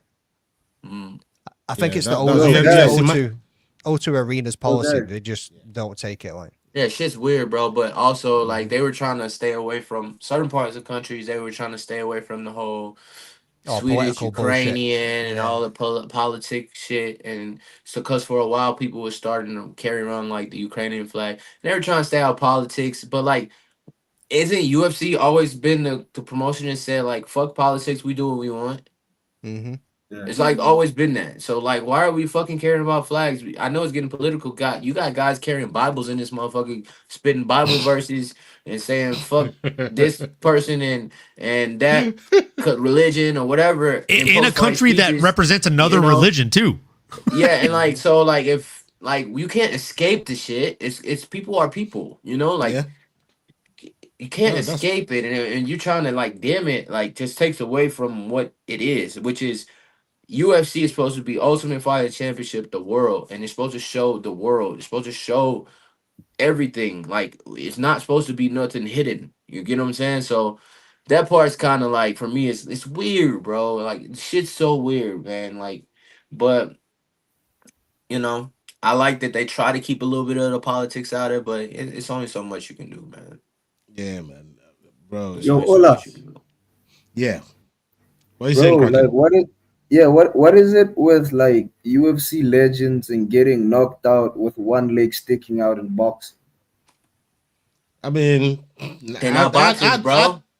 They getting that bag. They getting that bag. They not boxers, bro. Tyron ain't no damn boxer. Tyron never was a boxer. Tyron would hit you with that 2-1-2, run you down, hit you with that overhead, and you be out. You know what I'm saying? Like Tyron was an uber athlete, all-American wrestler, great wrestler in high school, great wrestler in college, super high, no muscle endurance, but like extreme athlete, right? Super uber athletic. So he just run motherfuckers down and mow them down. Like, but when he fought like guy like Wonder Boy, you didn't know what was gonna happen because if Wonder Boy can outpace him, he can beat him. But he caught him them 2 times and damn near ended him, right? But that fight was a lot closer if he don't get those 2 shots in, right? So he got tired. Wonder Boy still had a little bit of success, but you know, these guys that go into boxing from MMA, man, they're not boxers, bro. Like Tyron is fucking shorter than he's like my height, bro. Like fighting at 170. Like and now that's how I felt when I met DC. He's the same height as me, bro. I was 155 back then. He was fighting at light heavyweight and heavyweight. Yeah, that's insane. I met DC. Me and DC damn near the same height. You know. I was gonna say you're probably as tall as DC, dude. That's crazy. I feel like you're taller than me. That's wild. That's crazy. Yeah, man. They just, you know, boxing is different, man. You're gonna get exposed if you don't know how to box. You know, but the sweet science is a beautiful sport. It's very tough to learn. I think boxing is one of the hardest martial arts to actually learn, and be successful at. Everybody can do it, but not be successful at it, right? Just like wrestling. You know, people wrestle their entire lives and fucking suck at wrestling. And so it's very similar to that. But if you got wrestling, you at least got the footwork to translate to MMA. And usually you can translate to boxing. But if you go from boxing to wrestling, you're going to be getting your ass toe up. You know? So it's a funny thing, man. It's I enjoy seeing guys get their payday, though, man. I like seeing these guys finish their career, still have options similar to Floyd Mayweather, and still make money, man, and get out here and still have success. That's what's up. We got other videos here. We got a couple more videos to go through, and I'm gonna come to you, Energy, and we'll go around the table on this one. Another current I put event. y'all a message in the chat. Somebody help me out. Let me have it. Yeah, Magden, can you look after that, please?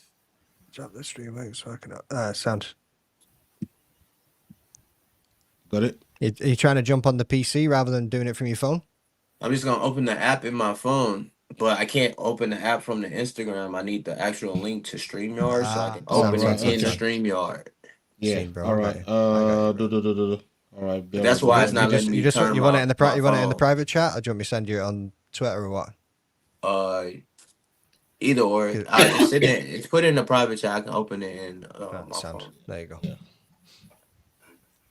All right.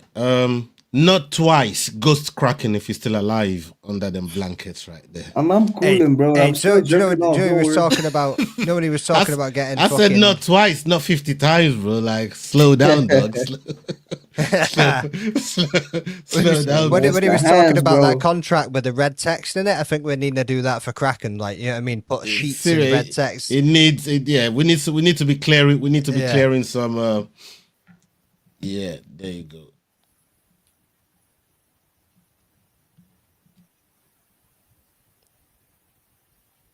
There we go. Let's scroll down at the bottom. He was on his own. Oh shit! No, remove that one. Where did Ola go? Did we lose Ola? How did we lose Ola? We good? Y'all hear me? He got bad bro. knees like I can hear you. Cool. He got bad knees like Usman. There That's we a go. whole Now goal. I'm normal. See? There we Bro, go. did you He's back. see? Did you see Usman like almost falling down the stairs, bro? He walks backwards going downstairs, dude. Bro, that's been for the last 5 years with Usman. He's still winning fights, bro. Hey, I like the setup. Charles, bro. That's fucking sick. I saw your mat before. Your keyboard mat looks dope too, bro. Oh, you saw my One Piece? Mm-hmm. Yeah. I got a lot of shit back there if you can recognize some of it. Yeah. All my favorites. Almost on par with Owen there. You just need a big cap shield. You need the Doctor Doom mask. Yeah, I got the I got the Doom You got the mask. Spider-Man. I just ain't got it up there. But I'm gonna make my own mask. I'm gonna throw the Doom mask up there soon. Hey, are we getting some average Joe art merch coming? Is there some new t-shirts and shit getting made or what? Oh yeah, we getting them. We working on a 3D print and we gotta work on the so I don't know how 3D printing works, but I know it takes some like putting some shit in there to like make these masks, and he knows how to do it. So we just working on that. That's what we've been attacking, trying to make the mask through the 3D printer, and we were just building the design of it first through all the things that I like, which is like obviously I like Green Ranger, I like Spider-Man, Doctor Doom, and then like took influences from different things, right? So it was just like what looks good, right? And then I saw the we concepts. kind of got it to where we like it now, and so we're gonna have some merch coming out, some shirts, and probably some. I think I'm gonna do like some 3D printed like cards. I think I want to do something different. Like I'm into that shit, so I think I'm gonna get some old Yu-Gi-Oh or something cards. I seen this 3D printer, and you can like print whatever design you want onto stuff as long as it's flat. So I'm gonna make my own designs on Photoshop and with Joe, and like we're gonna come up with something dope. We already have a card design made up because I wanted to make cards before for fighters based off of like I was making, I called them persona cards, which is like basically the superhero version of fighters. Like what would they look like as a superhero? So I did one of Phil Rowe, I did one of Mike Davis, I have one. I haven't made one of me yet, and I did one MVP. Me and him, he sent me all his stuff and what he liked, and so I can have one of MVP done as well.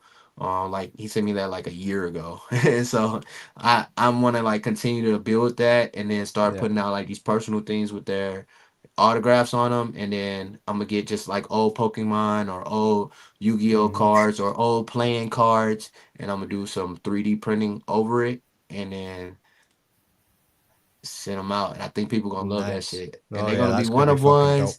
They're gonna be like small collections, like 50 max or 100 max. Hey, you got another kid on the way, son. You make them 1-on-1 and you get that money. You know what I mean? Hey, it ain't even for me. It ain't even about the fun, the like money. Like money gonna come no matter what you do. It's like the creativity, and like it's gonna be something special that people like. It's gonna be art. It's gonna be very creative and new and different. Like then. Right now, people just like recycle the NFT method, and then you got this UFC strike people, and they're cool people. But everybody's got the similar shit. You know, I want to do something different. I love anime and art and all that shit, so I want to do something different for fighters that they can see and they like and they relate to them. And I built these persona characters based off of shit that they like old TV shows, cartoons, or superheroes or stuff like that. And that's how I build them. And so I'm excited about it because it's a long term, it's a long vision. I'm gonna try to get with like some big names, get like a base 20 good ones. You know, I'm cool with Valentina. I'm cool with a lot of people. I just seen Wei Lee. I'm cool with her.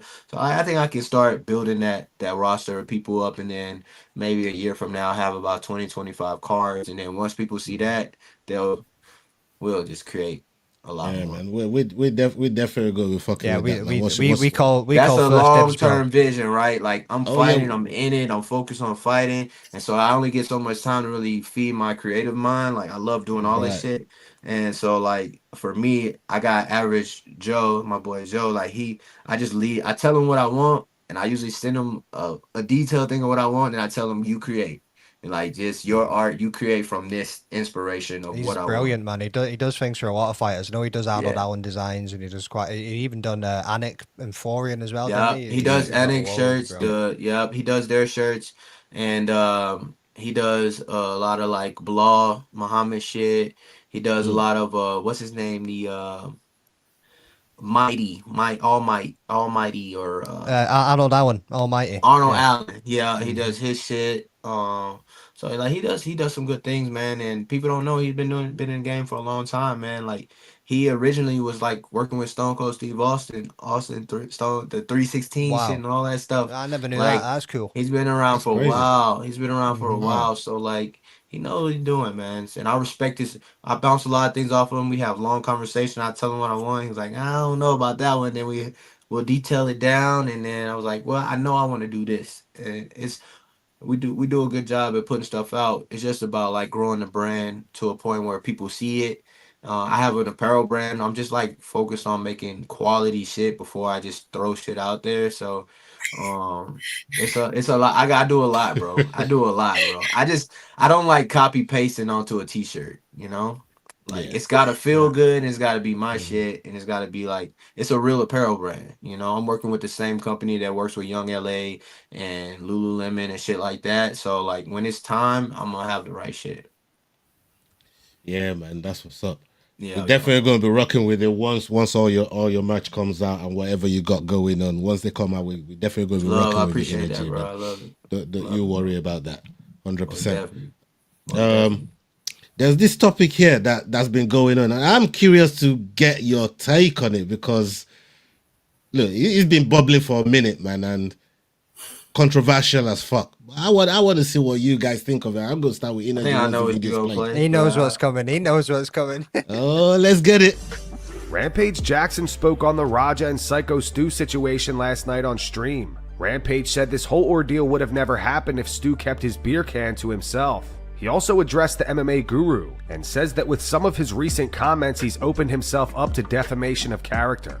Why did everyone forget that Rampage led a high-speed chase in Baby in 2008? I didn't know he Baby, and I'm not sure that he did, but they say that he hit a pregnant woman who then had a miscarriage, right? That's the story. Rampage, on July 15th, 2008, Rampage Jackson's arrested after a police chase where he crashed multiple cars, causing a woman's miscarriage.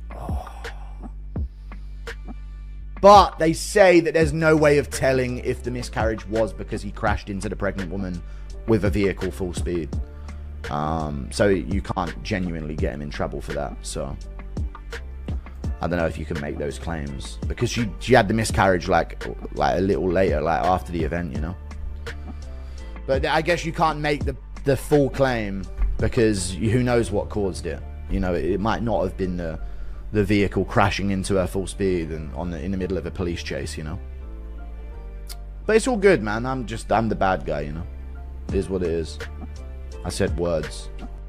Roger could have went to the police and shut him down. They're not supposed to be drinking and doing God knows whatever else they doing in the locker room back there. And they've been having problems with that guy before. And days went by. I wasn't supposed to say anything because of turning, but I got people like threatening me. Man, talking about my other kids. That's too far. Like they never should have brought race into it. A man went too far and hurt another man. But the man that got hurt, it could have been avoided if he would have just kept his beer can to himself. People keep saying it's a proper beer can. No, it's a real beer can. The beer can didn't hurt, but it was a real beer can. They was drinking. I got people like MMAGuru telling me to stop streaming, and he trying to dig up the past and stuff, and he opened himself up for defamation of character. He's a idiot. He's talking about the time when I got in that car accident, and he's twisting the facts. Like I've already that's old. I already like did interviews about it and told everything, and I never was speeding. It wasn't a high speed chase. Didn't crash in the back of somebody going 60 miles per hour, and no one had a miscarriage that day. And only damage I did was hit a side view mirror. That's why I didn't get no time, but I did get 200 hours of community service. So what I did was I went to different schools and I talked to young kids for 200 hours. I talked to young kids and told them about the street. MMA Guru's like my old neighbor. I had to bangs wires to cure his racism. I ain't gonna lie. Homeboy looks like he got insecurity problems. Like he wear the same like little beanie and stuff all the time, and you know, Bros just hit like one of his eyes. Want to squat up on Rainbow? I'm Emerald too. Yeah, I spot up on Rainbow. He he's like one of the insecure guys. You could tell he got like small energy. You can tell like people like that, they hate themselves. And he loved the sport of MMA. Fresh 9. But those people be hating on us because they can't do what we do. Did you and Christine make up? As MMAGuru finally bit off more than he can fucking chew. Hey, shout out to Full Mount MMA, first of all. Shout out to Full Mount MMA. We use their videos. If you guys love MMA, make sure you go check out their page. Fantastic at what they do. Big up Full Mount MMA, friend of the channel.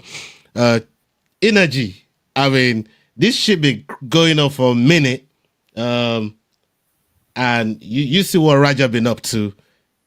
What's your take on the whole situation before we even come to the whole Rampage versus Guru being racist and everything else? Like, what's your whole take on the whole situation there with Raja? I mean, my knee-jerk reaction when I first saw it was that nigga going to jail. But then, you know, my brother made a good point. He was like, man, people who are uber famous with a lot of money, they don't usually end up getting the same justifications as someone as a normal person who would have done this. And was he wrong? Yes. Was he extreme in his reaction? Yes. And was he valid in his reaction? Who's to say no? My boy Phil Rowe made a good analogy with this. We were at breakfast a few days ago, and he said, look, if I'm sitting at this breakfast table and I stick my foot out and an older war veteran is walking in here and I trip him, and I'm doing it thinking it's funny, but everybody else like, what the fuck you doing, man? Like, what are you doing? And I trip him and I laugh about it, like, ha ha. But everybody else like, what are you doing, man? And he turns around, he got a pistol in his pocket, and he shoot me, and I'll die right there. Is he wrong for his reaction to what I did, or am I wrong for tripping him? He said, because yes, he could have not shot me or whatever, but I'm responsible for creating this extreme reaction from him. Nobody thought it would be an extreme reaction, but that's what happened. It was an extreme reaction to me tripping him. If I never trip him, it never happens. So he said that's, and I was like, I could get that. I get that point of view. He hit Raja with, that's how you say his name, Raja? Yeah, Raja. He hit him with the can on his head. We saw that video. And Raja did what my daughter does at 2 years old. He let that shit sink in and he came back with vengeance. I feel that, brother. I got a 3-year-old that does the same thing. My baby girl got some vengeance, and I'll be like, damn, she held on to that shit for like 30 minutes. Be smacking the shit out of somebody with a toy, right? We're like, damn. But you can't be mad at somebody's extreme reaction to what somebody did to them, right? So was he wrong? Yes, I believe. I do think it was an extreme reaction. I do think he has to control himself better. I do think he put himself in a very bad situation. And I do think there's some fault at hand with the other information I'm hearing that they told him he can go in there and handle it or whatever. Like, y'all don't know this man from a can of paint. Y'all don't know how he gonna handle that. And apparently he didn't handle it well. So the other side of the backstory I heard was he was on his stream all week and he had suffered concussion from doing WWE stuff or whatever. And so Oh. like a couple of days leading up, he was like he had hopped off stream early because he said he wasn't feeling well. He was feeling sick, his head was hurting, whatever, nauseous. And so he had ended his lives early the past few days because he wasn't feeling good from that concussion. Fast forward the day whenever this happens, later on in the week, dude hit him in the head with a can. You don't know what he's thinking in his head. You don't know how the concussion reacted to him. You don't know what he's thinking. But I think where he gets in trouble with all of this is it was premeditated. And although they agreed to it, it was premeditated. He's told everybody what he's going to do. He said it on stream, and then he got out there and he did it. So, like, because of that, I think that's where he gets in trouble.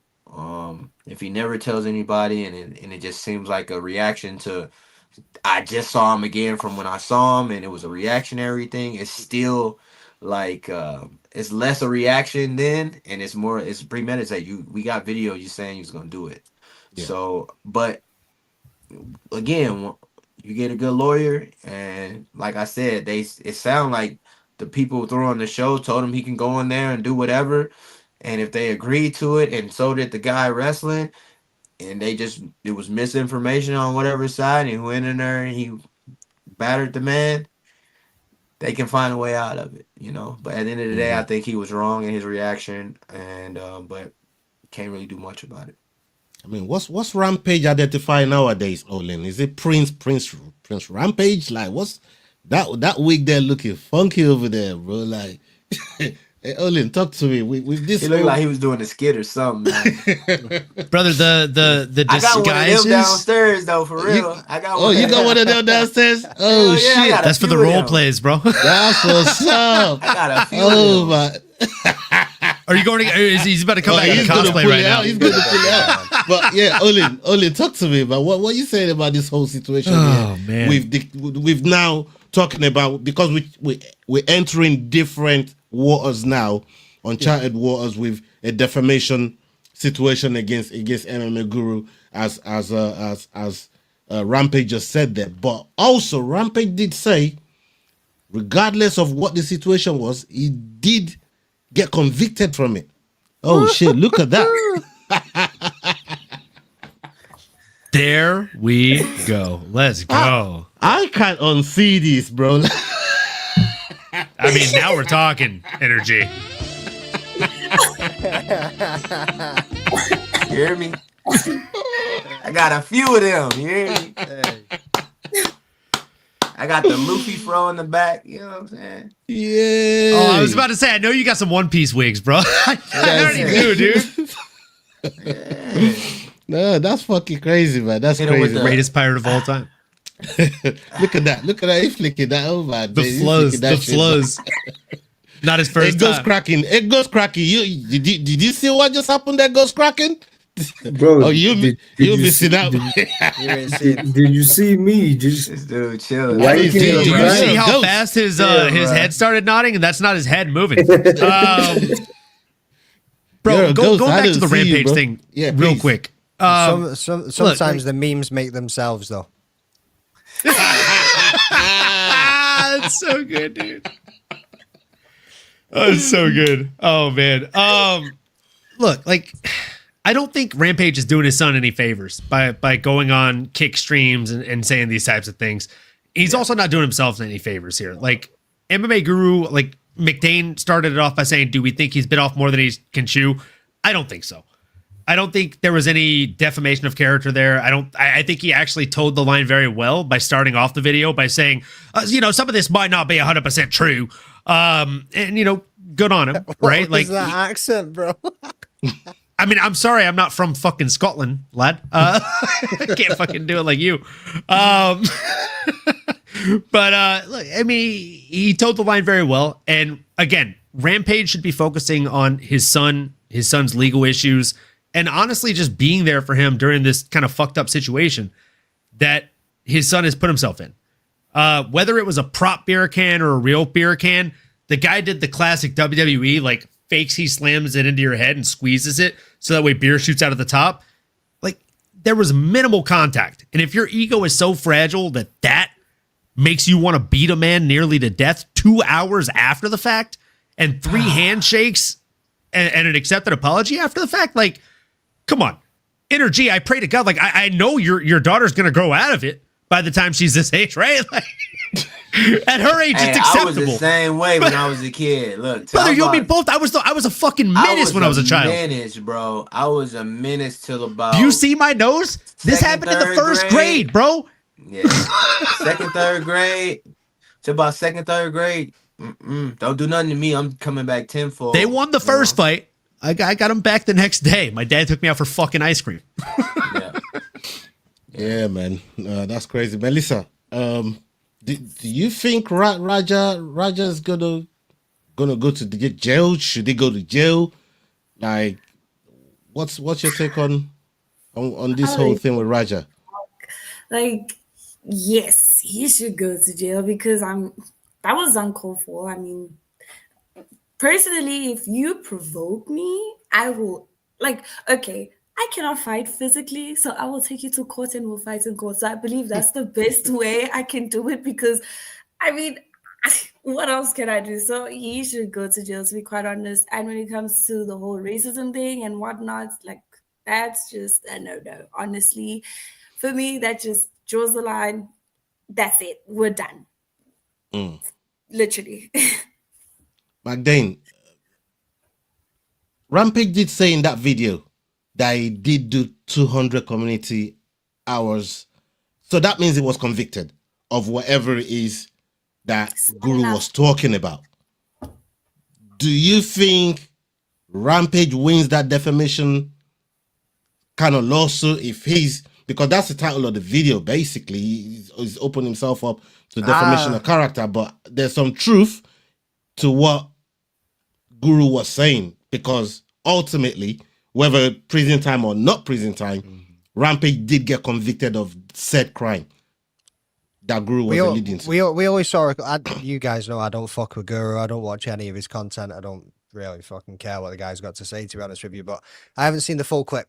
And I haven't seen the full video, and we only saw a clip. So we haven't got context of everything that's been said and where he's actually coming out from the angle of defamation. Is it just at one point, or has it been an overall, like, everything that he said? I don't know. So I can't really comment on that one.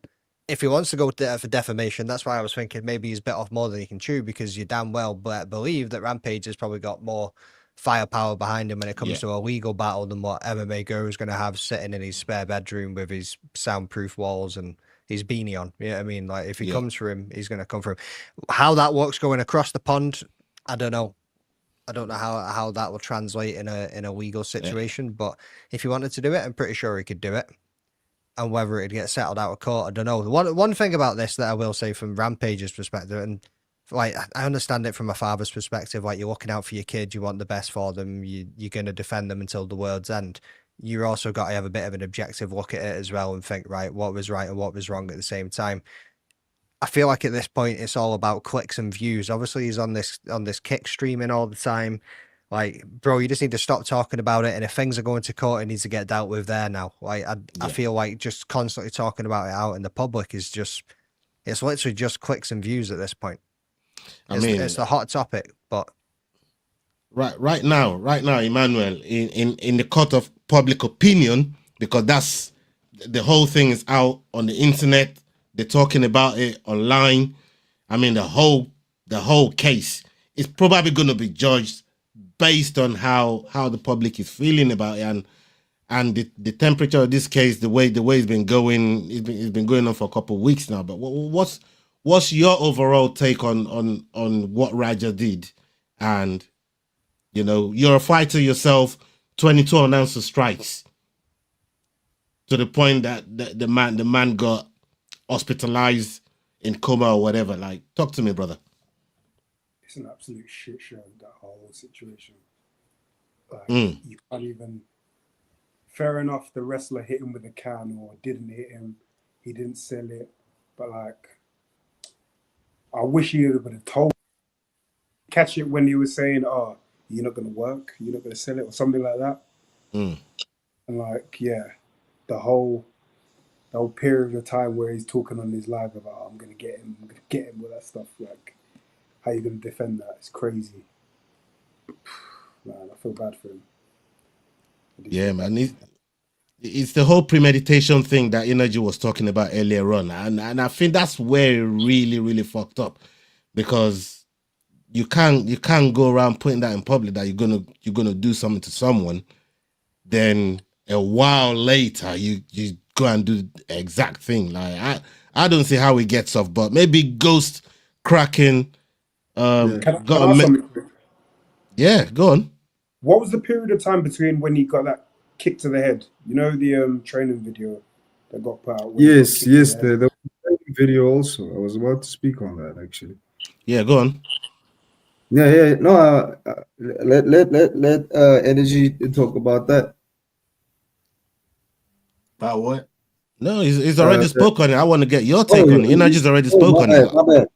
Yeah, man, I can't see. I don't know who's talking right now, but like, yeah, bro, like, remember there was a training video of Raja just sparring and he got a kick to the head, right? Like that kind of trended, and like I think Rampage did say if he was there, he was gonna either fight the guy, you know, because like apparently the guy was showing off a bit. Then we have this, and I kind of was like, am I living in a totally different universe? Because like both things can't like just happen like that quick, you know.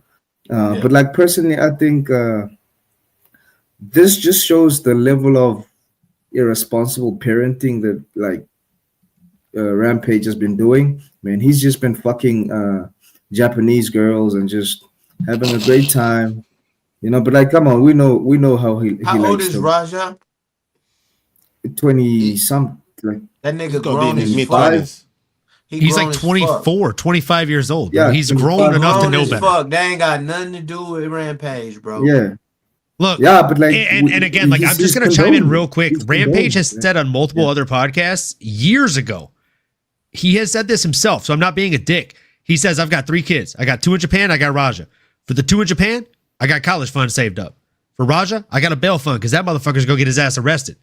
He has said this himself on multiple fucking shows. Like, what does that tell you about the situation, guys? He knows what was coming down the line. His son probably has a mental disorder.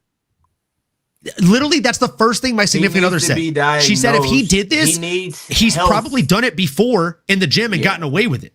To sparring partners. Of course. And that's, dude, Energy, you know exactly what I'm talking about. People don't do this one time. My wife is from the Scandinavia, right? And she's born in Thailand, and she's from Scandinavia. People, their prison system, like, they send people to rehab. And when they go to jail in Norway, and they go to like a rehab jail. It's jail, but it's like rehab. They get isolated, they get treatment, and they try to set them in the right path. And they usually come out with a job and a direction to head towards. And it's like a treatment center, as opposed to like a cell where in America you just go and you with real fucking deadly, terrible fucking people, right? This is the type of situation he would benefit from. But also, I don't know. I just think the dude just watching his reactions to things, it's like a child. Like, he doesn't put things together all the way. His reaction, he's so reactionary. Like, he doesn't have but then, you know, when I hear him talking about it, premeditating it as well, it's like, Like where is this sense of like self-preservation, ego? Like what do you think is gonna happen to you if you were to do Where's his this sense of thing? humanity? You know, like as well, like what do you think? Like I've seen dudes get their ass whooped like that before, and like I'm from where I'm from in St. Louis, like I've seen that, but like I've seen these things happen, you know, but it's and like that goes to what Phil was saying, kind of like you don't know the extreme reaction somebody's gonna have, right? This is the real world. This is what happens sometimes. You know, sometimes guys like that, they get a real world awakening. I bet you he never fucking slapped somebody in the head with a beer can again. You know, it's a That's terrible for way to sure. learn. That's But I for bet you that sure. motherfucker never do that shit again. You know? And that, So that also goes with you know, it's a universal thing when you look at it, but there's also certain laws in certain treat states over there in everybody how you would America. treat your motherfucking grandparents. How you would treat your grandma, your grandparents, your grandpa. Treat them like that. And if you an asshole to your grandparents, all right, bye. Fuck out of here. You know what I'm saying? But like treat everybody with that respect, kindness, love, adornment, whatever. You know what I'm saying? Like if you treat people with that type of energy, like you're not gonna fall into situations like this, you know. Just period. If he were to walk that way towards Raja at the beginning, or I don't even know how that interaction started. We just saw a piece of it. Probably maybe started before that. You know, we just saw a piece of the timeline. So we can all have an opinion about some shit, but we don't know the full story, and we never Yeah, will. the We just get to the see the one bit. reactions, and we get to react to their reactions. And at the end of the day, the biggest thing you can take from is what I've said in my post-fight speeches before. We all humans. We need to take care of each other. And no matter where I go in the world, everybody doing the same shit. Everybody got the same problems. That's what's up. Except for a few places where they just born into some shit. You know? But for the most part, we all got problems. We all the same people. We speak different languages. It's the same shit everywhere I go. You know? So it's gotta be good fucking people, bro. Oh my god! I mean, the only part that really got me, and we spoke on this before, Olin. Him talking about, oh my bad, but then worrying about, oh, he got caught on camera. That was the part that really got me. Like, bro, how are you worrying about the thing, this whole situation being captured on camera, and not what you did to Stu, right? Yeah. Because if he's worrying about it being caught on camera, like Olin said, he's probably done it before and it wasn't caught on camera. You know, and this is the first time we're actually seeing something like this that's been going on before. And that's the only part that I just kept thinking to me, I can't shake that part off. You know, I can't shake it off. And it just makes me think, boy, he gotta go sit down for a while. There's no remorse in anything he said. Like there's zero remorse in what he did. You can tell his only issue with the whole situation is the fact that he got caught on camera. It's not that he did it. It's not that he almost killed a man. It's not that he made a grown man choke on his own blood and teeth. It's that he got caught on camera doing all of the above. And that is what's a scary situation, because that guy's still walking the streets of LA right now. Yeah. I mean, I don't know, guys. Have you guys watched Succession? No. Like, so there's a series called Succession. It's from the US, I think, and it's about like elitist, like an elitist white family that controls like the monopoly on telecom and everything, you know. And there's this one scene where one of the sons of the rich mogul, like he kills somebody, you know, and the dad like covers up everything, and like the son is now obviously subservient to the dad because like he doesn't have to tell anybody that. And I think it's kind of like the same thing with like, I don't know, I could be wrong with this, but like the mere fact that all these rich kids who've had everything in this given to them, you know, Rampage has made a couple millions in his lifetime, and obviously Raja has gotten, I'd hope he's got everything he's ever wanted.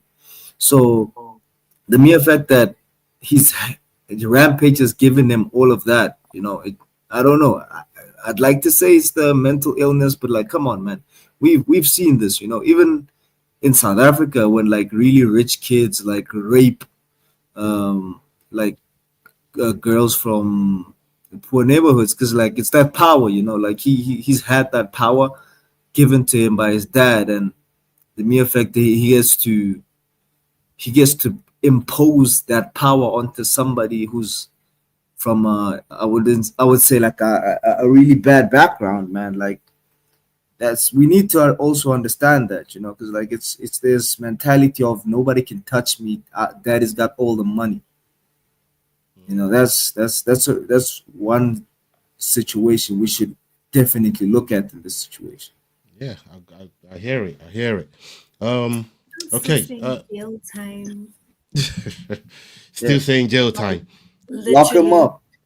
Does he compete? Make an He's a pro example. fighter, isn't he? It's pure stupidity, honestly. Like you can't just go I out there and think he just competes. What?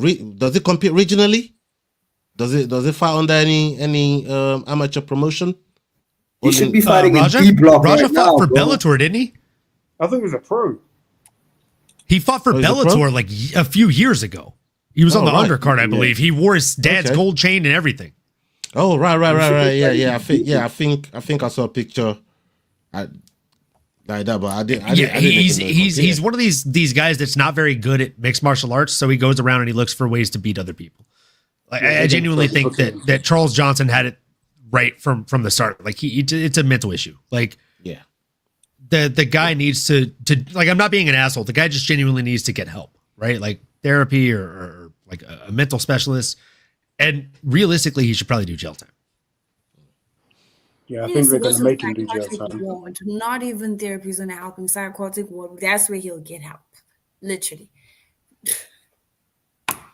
I got a video here about, just to pivot from the topic we're just talking about there. I got a video here from PFL, and I want to come to you, Melissa, to get your take on on this clip here, and then we'll go to a couple of the other guys on the panel.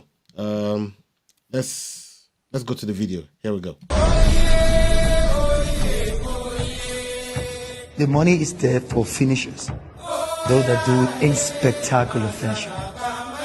Let's give the fans a hell of a show. Let's make it a clean fight. Because once he got the mounted position, it was the beginning of the end.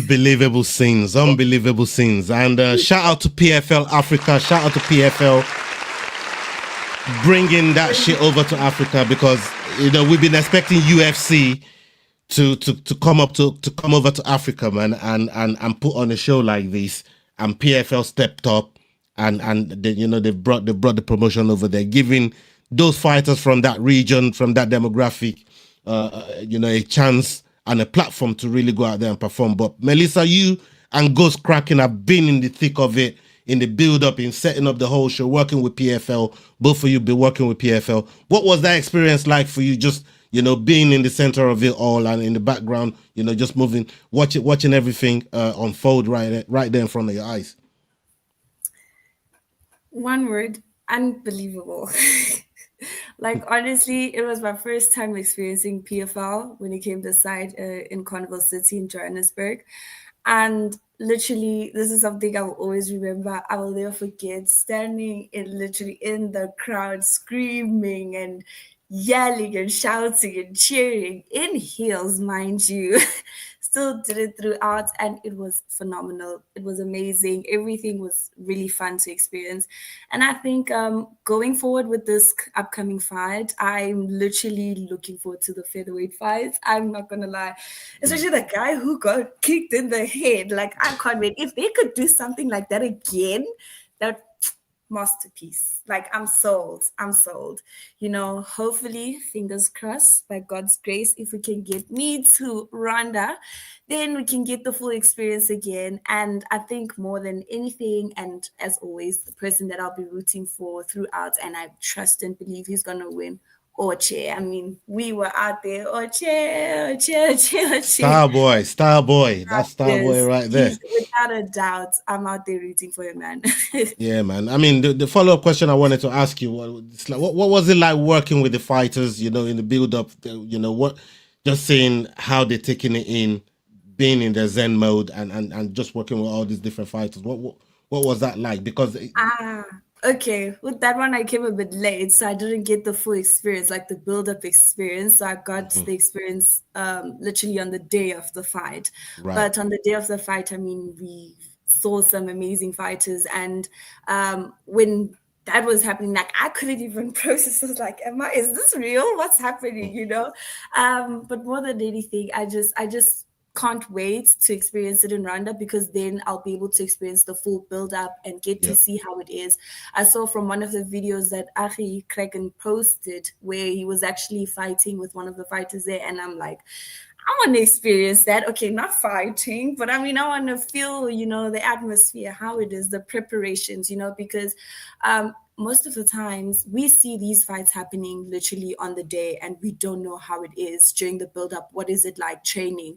What difficulties do you encounter? And I think having to be part of that, that's showing people, and also myself, learning about all of this, like, you know, the difficulties that you face, challenges, and so forth. And another thing that I noted, you know, with Oche, you know, with his family, how close he was. I mean, people don't usually see that. And first thing, when he came out, when he won, he just literally went to his family and came to us after, you know. And I think that's really nice, you know, to not only experience that just in the finals, but during the build-up. So hopefully, Rwanda, PFL, if you're listening, please, my prayers will be answered.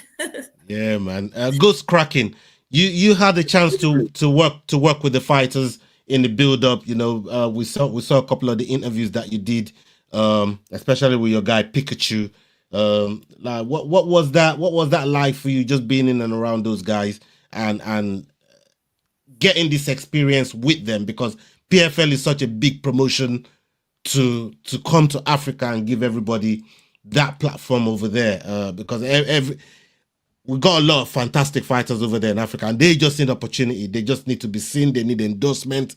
They need somebody to say, yeah, you know what? These guys are the real deal. And PFL has provided that for them, including yourself. You know, what's all that like for you? And what's next? What's the next build up for you? Hey, man, to be honest, man, for that week, it kind of felt surreal, you know, because, like, you know, when like a moment is an out of body experience, but you're in a full control of that moment. You know, like, I wasn't messing up. Like, when they gave me tasks, I was like literally pushing myself, trying to, like, obviously immerse myself in the whole experience, from the self-defense classes that they had for the women, where I literally had like a lady just elbow me in the face, and I was like, okay, I gotta look like I gotta make sure that doesn't look bad on camera, making it look like I just got knocked out. But like, yeah, man. And from that moment, from getting like choked out by Pikachu, from sparring with Pikachu's training partner Dante, where he just molded me to death, bro. Like, he's a 6 foot giant Jack Richard type Burki, South Africa. And I'm just gonna say, man, even with the fight card that you just saw on the trailer there, bro. Like, it's just so, the matchmaking is so impeccable, and the mere fact that I got to chat it up with, like, I have some breaking news actually. From today, I'm gonna be training with Patrick Ocheme in his gym. Whoa, bro, trust me, bro. Like, I've taken that step. I used to be a punk ass bitch, but I'm a punk ass bitch light, you know, because obviously I haven't started the yeah, bro. Like, so I'm gonna be doing that, and the mere fact that I get to learn from one of the best in the world, and bro, like, this, it's a surreal experience, and I can't wait to have to. I can't wait to sub like Ola, to be honest. You know, with his bad knees and stuff. Yeah, you ain't gonna sub me. Don't you worry about that. It's all man. fake news. It's phony stuff. It didn't happen. You are fake news. I pay people to fight for me, man. Don't you worry about that, man. You know what I mean? Hey, you ain't gonna be subbing a goddamn thing. If you watch Game of Thrones before, I don't know if you've seen Game of Thrones before.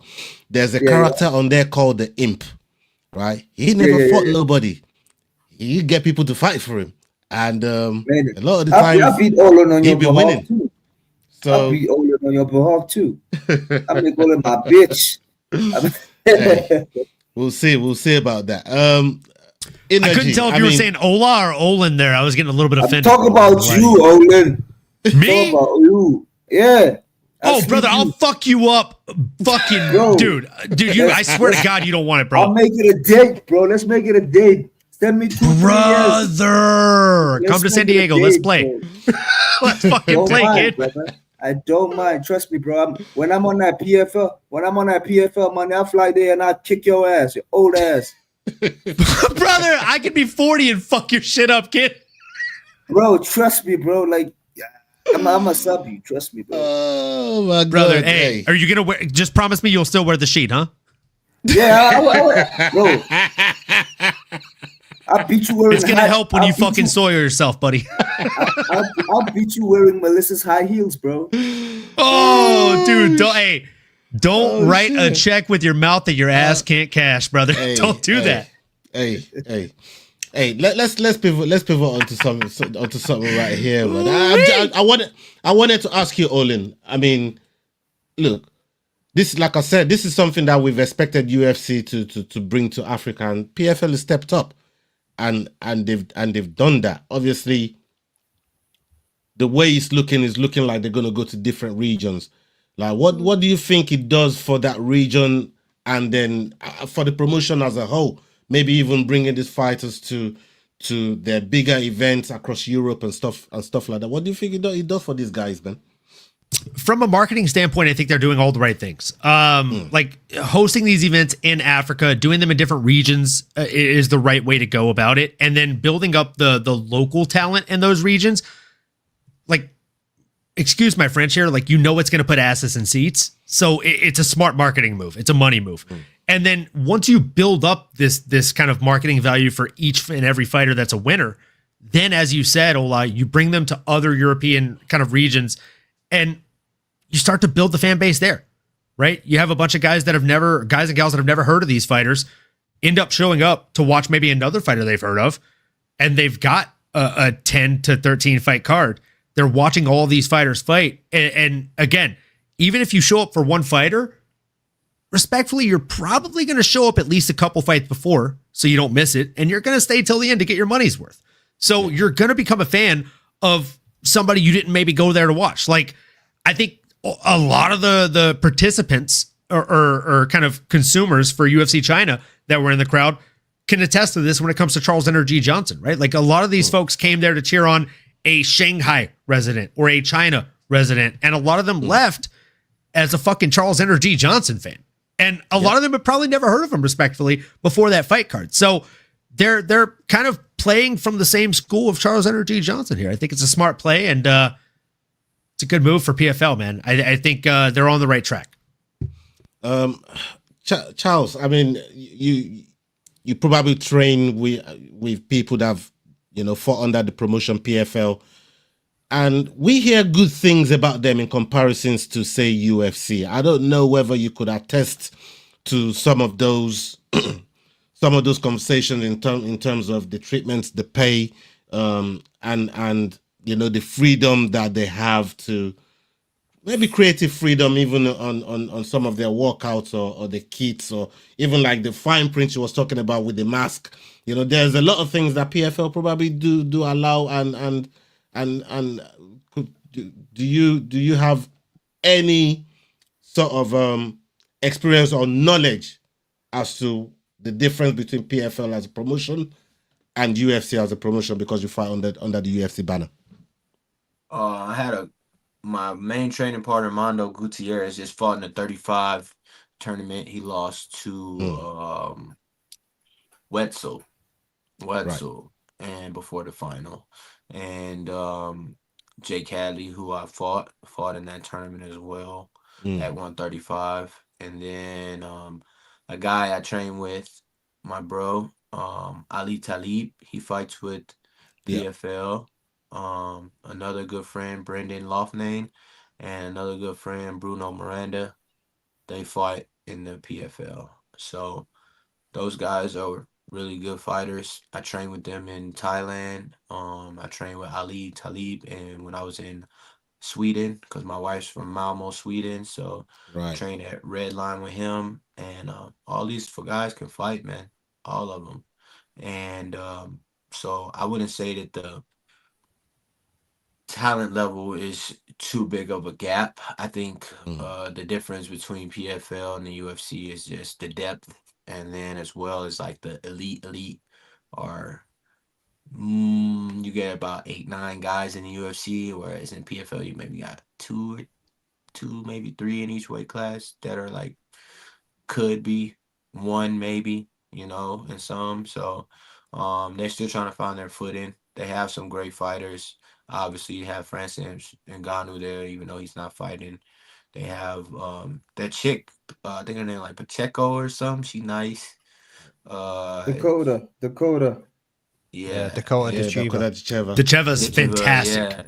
Yeah. It's another one like Pacheco or something, right? Or something like that. Like Larissa Pacheco. Yeah, she's nice. She be knocking chicks out. Can I just tell you a quick theory on Larissa Pacheco? I think the only reason she beat Kayla Harrison is because of something we found out from Dakota Dacheva. She said on the Helwani show that if you win your respective season, you are forced to sign an extension on your contract for the next season. I think Kayla Harrison let Larissa Pacheco beat her in their third bout through the fight, so she could get out of her contract and make it into the UFC. Holy shit! I'm sorry, bro. Like the conspiracy. Should I go get the tinfoil? Conspiracy theory, but should I get the tinfoil? It's very plausible. No energy. Well, it's plausible. No, that am I crazy for thinking that? Like, I don't think they can pigeonhole a fighter to staying with them just because they win. It's a contractual obligation, though. Like Dacheva said that. I mean, check with Brendan Loughnane, because that man won it a few times. I would have to ask. Yeah, I think Brendan would give me some insight on that if I asked him. Dude, I'd love to hear his insight on that, to be honest. But you have to send me like a message what the thing was so I can ask him correctly. Pacheco said. I'll dude, check your inbox. I'll find the video and I'll clip it for you and send it to you. Yeah, for sure. Because it's like been in the back of my mind. Shit. That's some spicy shit. I wouldn't get into that because I think fighters care too much about winning. You know, like we do this shit because, like, she come from that wrestling background. She ain't gonna just let somebody go out there and beat her. You know, like it's hard for me to see Kayla Harrison, Olympic champion, like Olympic, whatever. Yeah.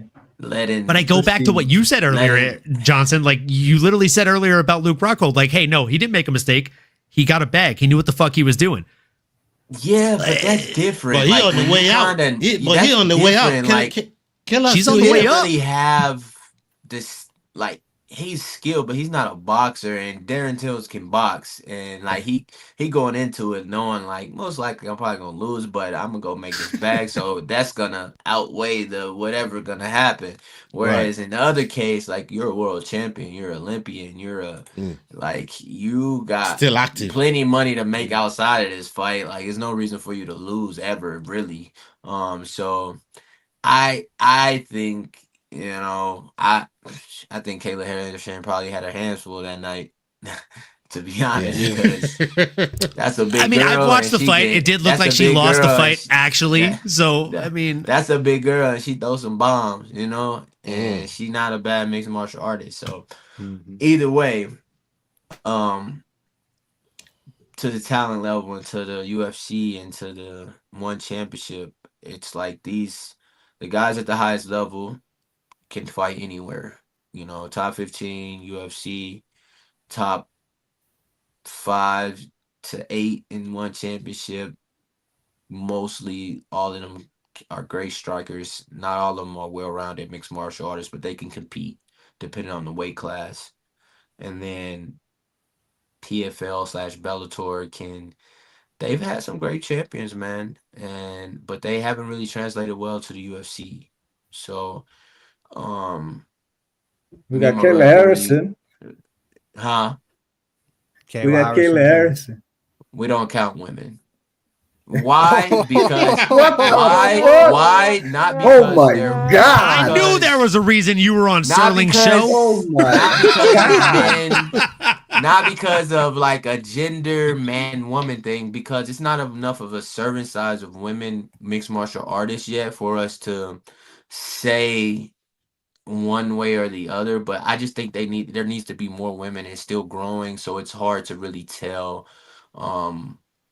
And they haven't been found yet, really. Like, it's growing. They just started letting women wrestle, you know? So, like, I don't really count the women, elite women, as far as, like, UFC, and, like, it's very few because it's just, like, it's still growing. Like, I don't think it's even the time to have, like, a conversation out about a GOAT yet. Like, Amanda Nunes clearly right now, and then Shevchenko. But when you look at the level of competition and you look at what it's going to be, it's just going to be, like, she wasn't really fighting too many. She was fighting the best of her time, you know, the same conversation we have with other boxers and fighters, right? Anderson Silva and other fighters, you know? So that's why I said I don't really count the women yet, you know, because I think women are just now coming into the golden age of women fighting. I enjoy watching the women fights a lot of times more than the men sometimes nowadays, because they I do too. Be getting to it, you know, and they'd be They turned up in 2025 though. Hey, hola, chill.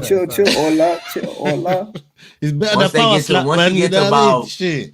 once you get about to 170 for the men, the skill level drops drastically.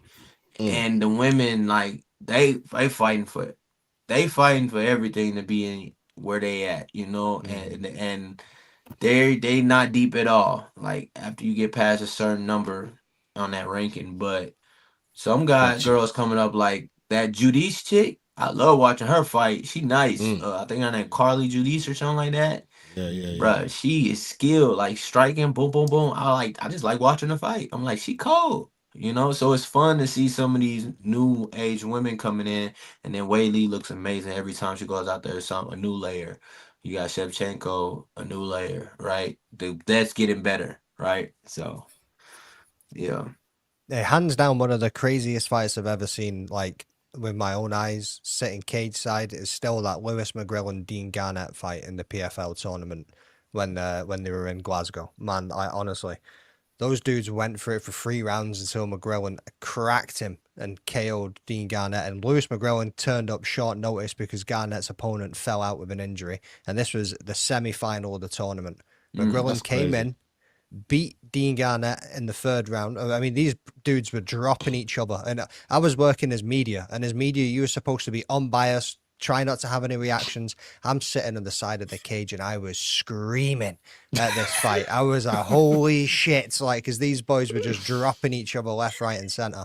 Well, and we now know not to make you a fucking judge. You know what I mean? Bro, like, don't make me a judge. Don't make me a judge. I'll give it away straight away. Like, but fucking sitting there watching that fight, I was like, even like, everybody compares PFL, UFC, or this was honestly one of the wildest fights. And I've been to plenty of UFC events myself. You know what I mean? I was like, this is one of the wildest fights, if not the wildest fight I have ever fucking witnessed. And then McGrillen went on to the final and beat a German opponent, an undefeated German opponent, to win it. Walked in the semi-final, won that, and then won the tournament in the final. Walked away with £1 million, whatever it was that he won.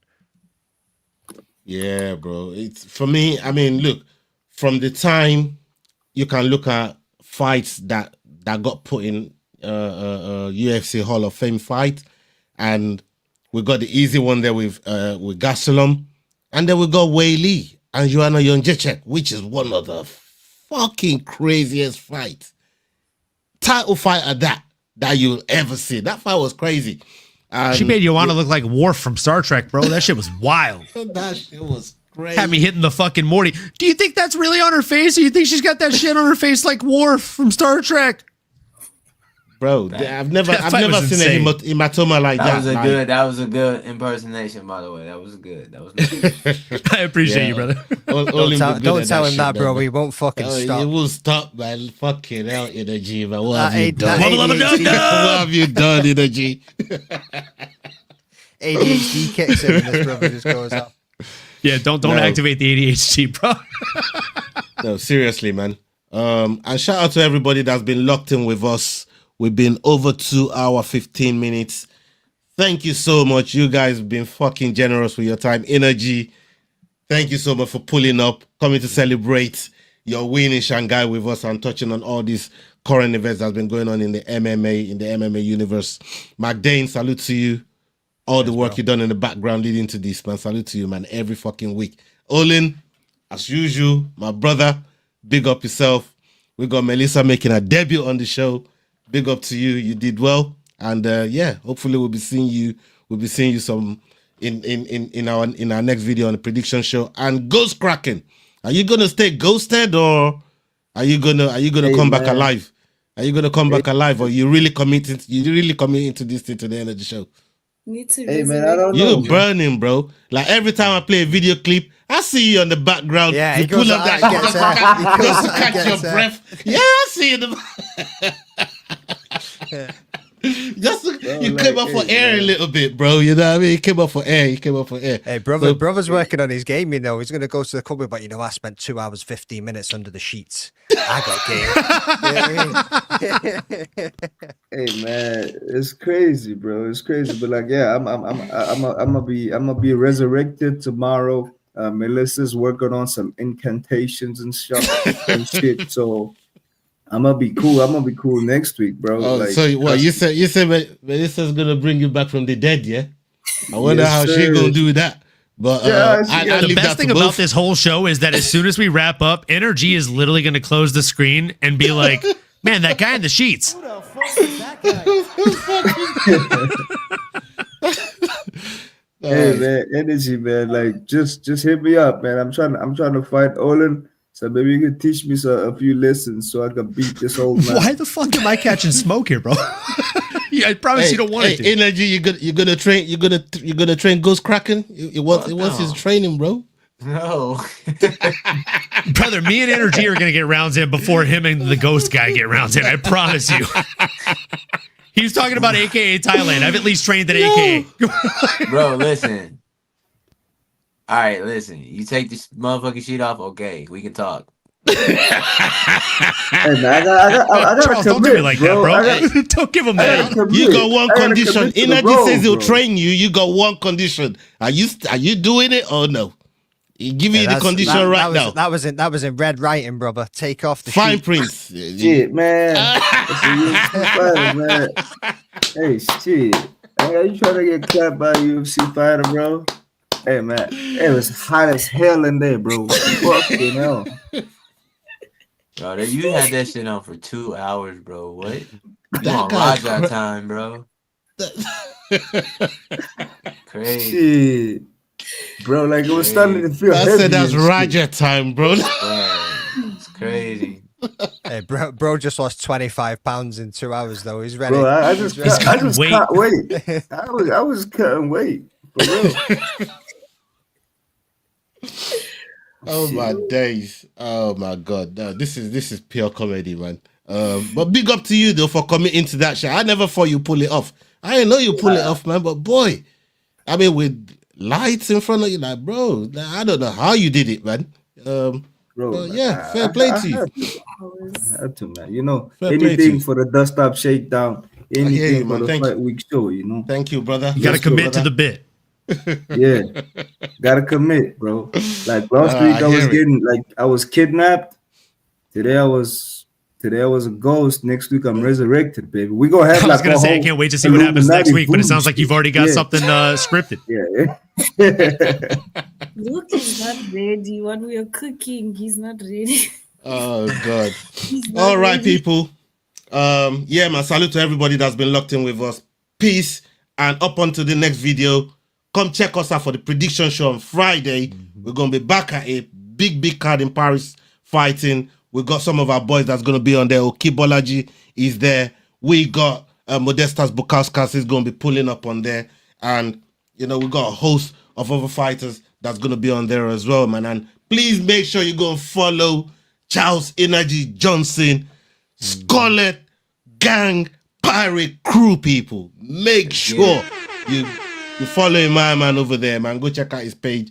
Fantastic fighter. Appreciate y'all for having me once again, man. Go on, yeah, man. Big love, brother. Next time, send me the link so my camera look like this. You hear me? Yeah, man. 100%. Yeah, hey, man. this dude's a fucking dinosaur, bro. He ain't got a clue. Yeah, he ain't got a fucking clue. Don't you worry about that, man. We're going to hit you up with the link. Figure it out. Don't be crazy. Yeah, we'll get it. Yeah, man. I'll hit you up, man. I'll hit you up. Big love, brother. Energy, just before you bounce, bro. Just before you bounce, dude. If your missus hasn't had the baby yet, bro, all the best. I hope everybody's happy. She's about motherfucking any second now. So that's what I'm saying. So I hope everything goes smooth. Hope everything goes well, all of it, smoothly. Bro. And congratulations to both of you as well, man. Congrats, man. Appreciate it. Thank you. Yeah, man. What was that? All right, brother. Y'all. Yeah, have a good night. Catch you soon. Love. And people, we're about to get the fuck out of here. Make sure you're following MMA Normally, The Rambling Dad, Melissa, and we got Aggie the Kraken Elite Slap Sports. Even the women's MMA is better than them Slap Sports. Go follow them. Check out what they be doing over there. Show them some love. And PFL Africa, we showed you the clip earlier on. Make sure you go and check out what they're doing over there, man. They got some big fights coming up. Road to Benin. We got Road to Rwanda going up as well. It's all going to be lit. So make sure you're following what they're doing over there, man. Big love to everybody. Up onto the next video. Hasta la vista. We're out. Salute. Love. Peace. Hey guys, this is John Anik from the UFC. You're watching the Fight Week Show. Please subscribe. Not now, but right now. Subscribe to the Fight Week Show. We'll see you guys on the road soon.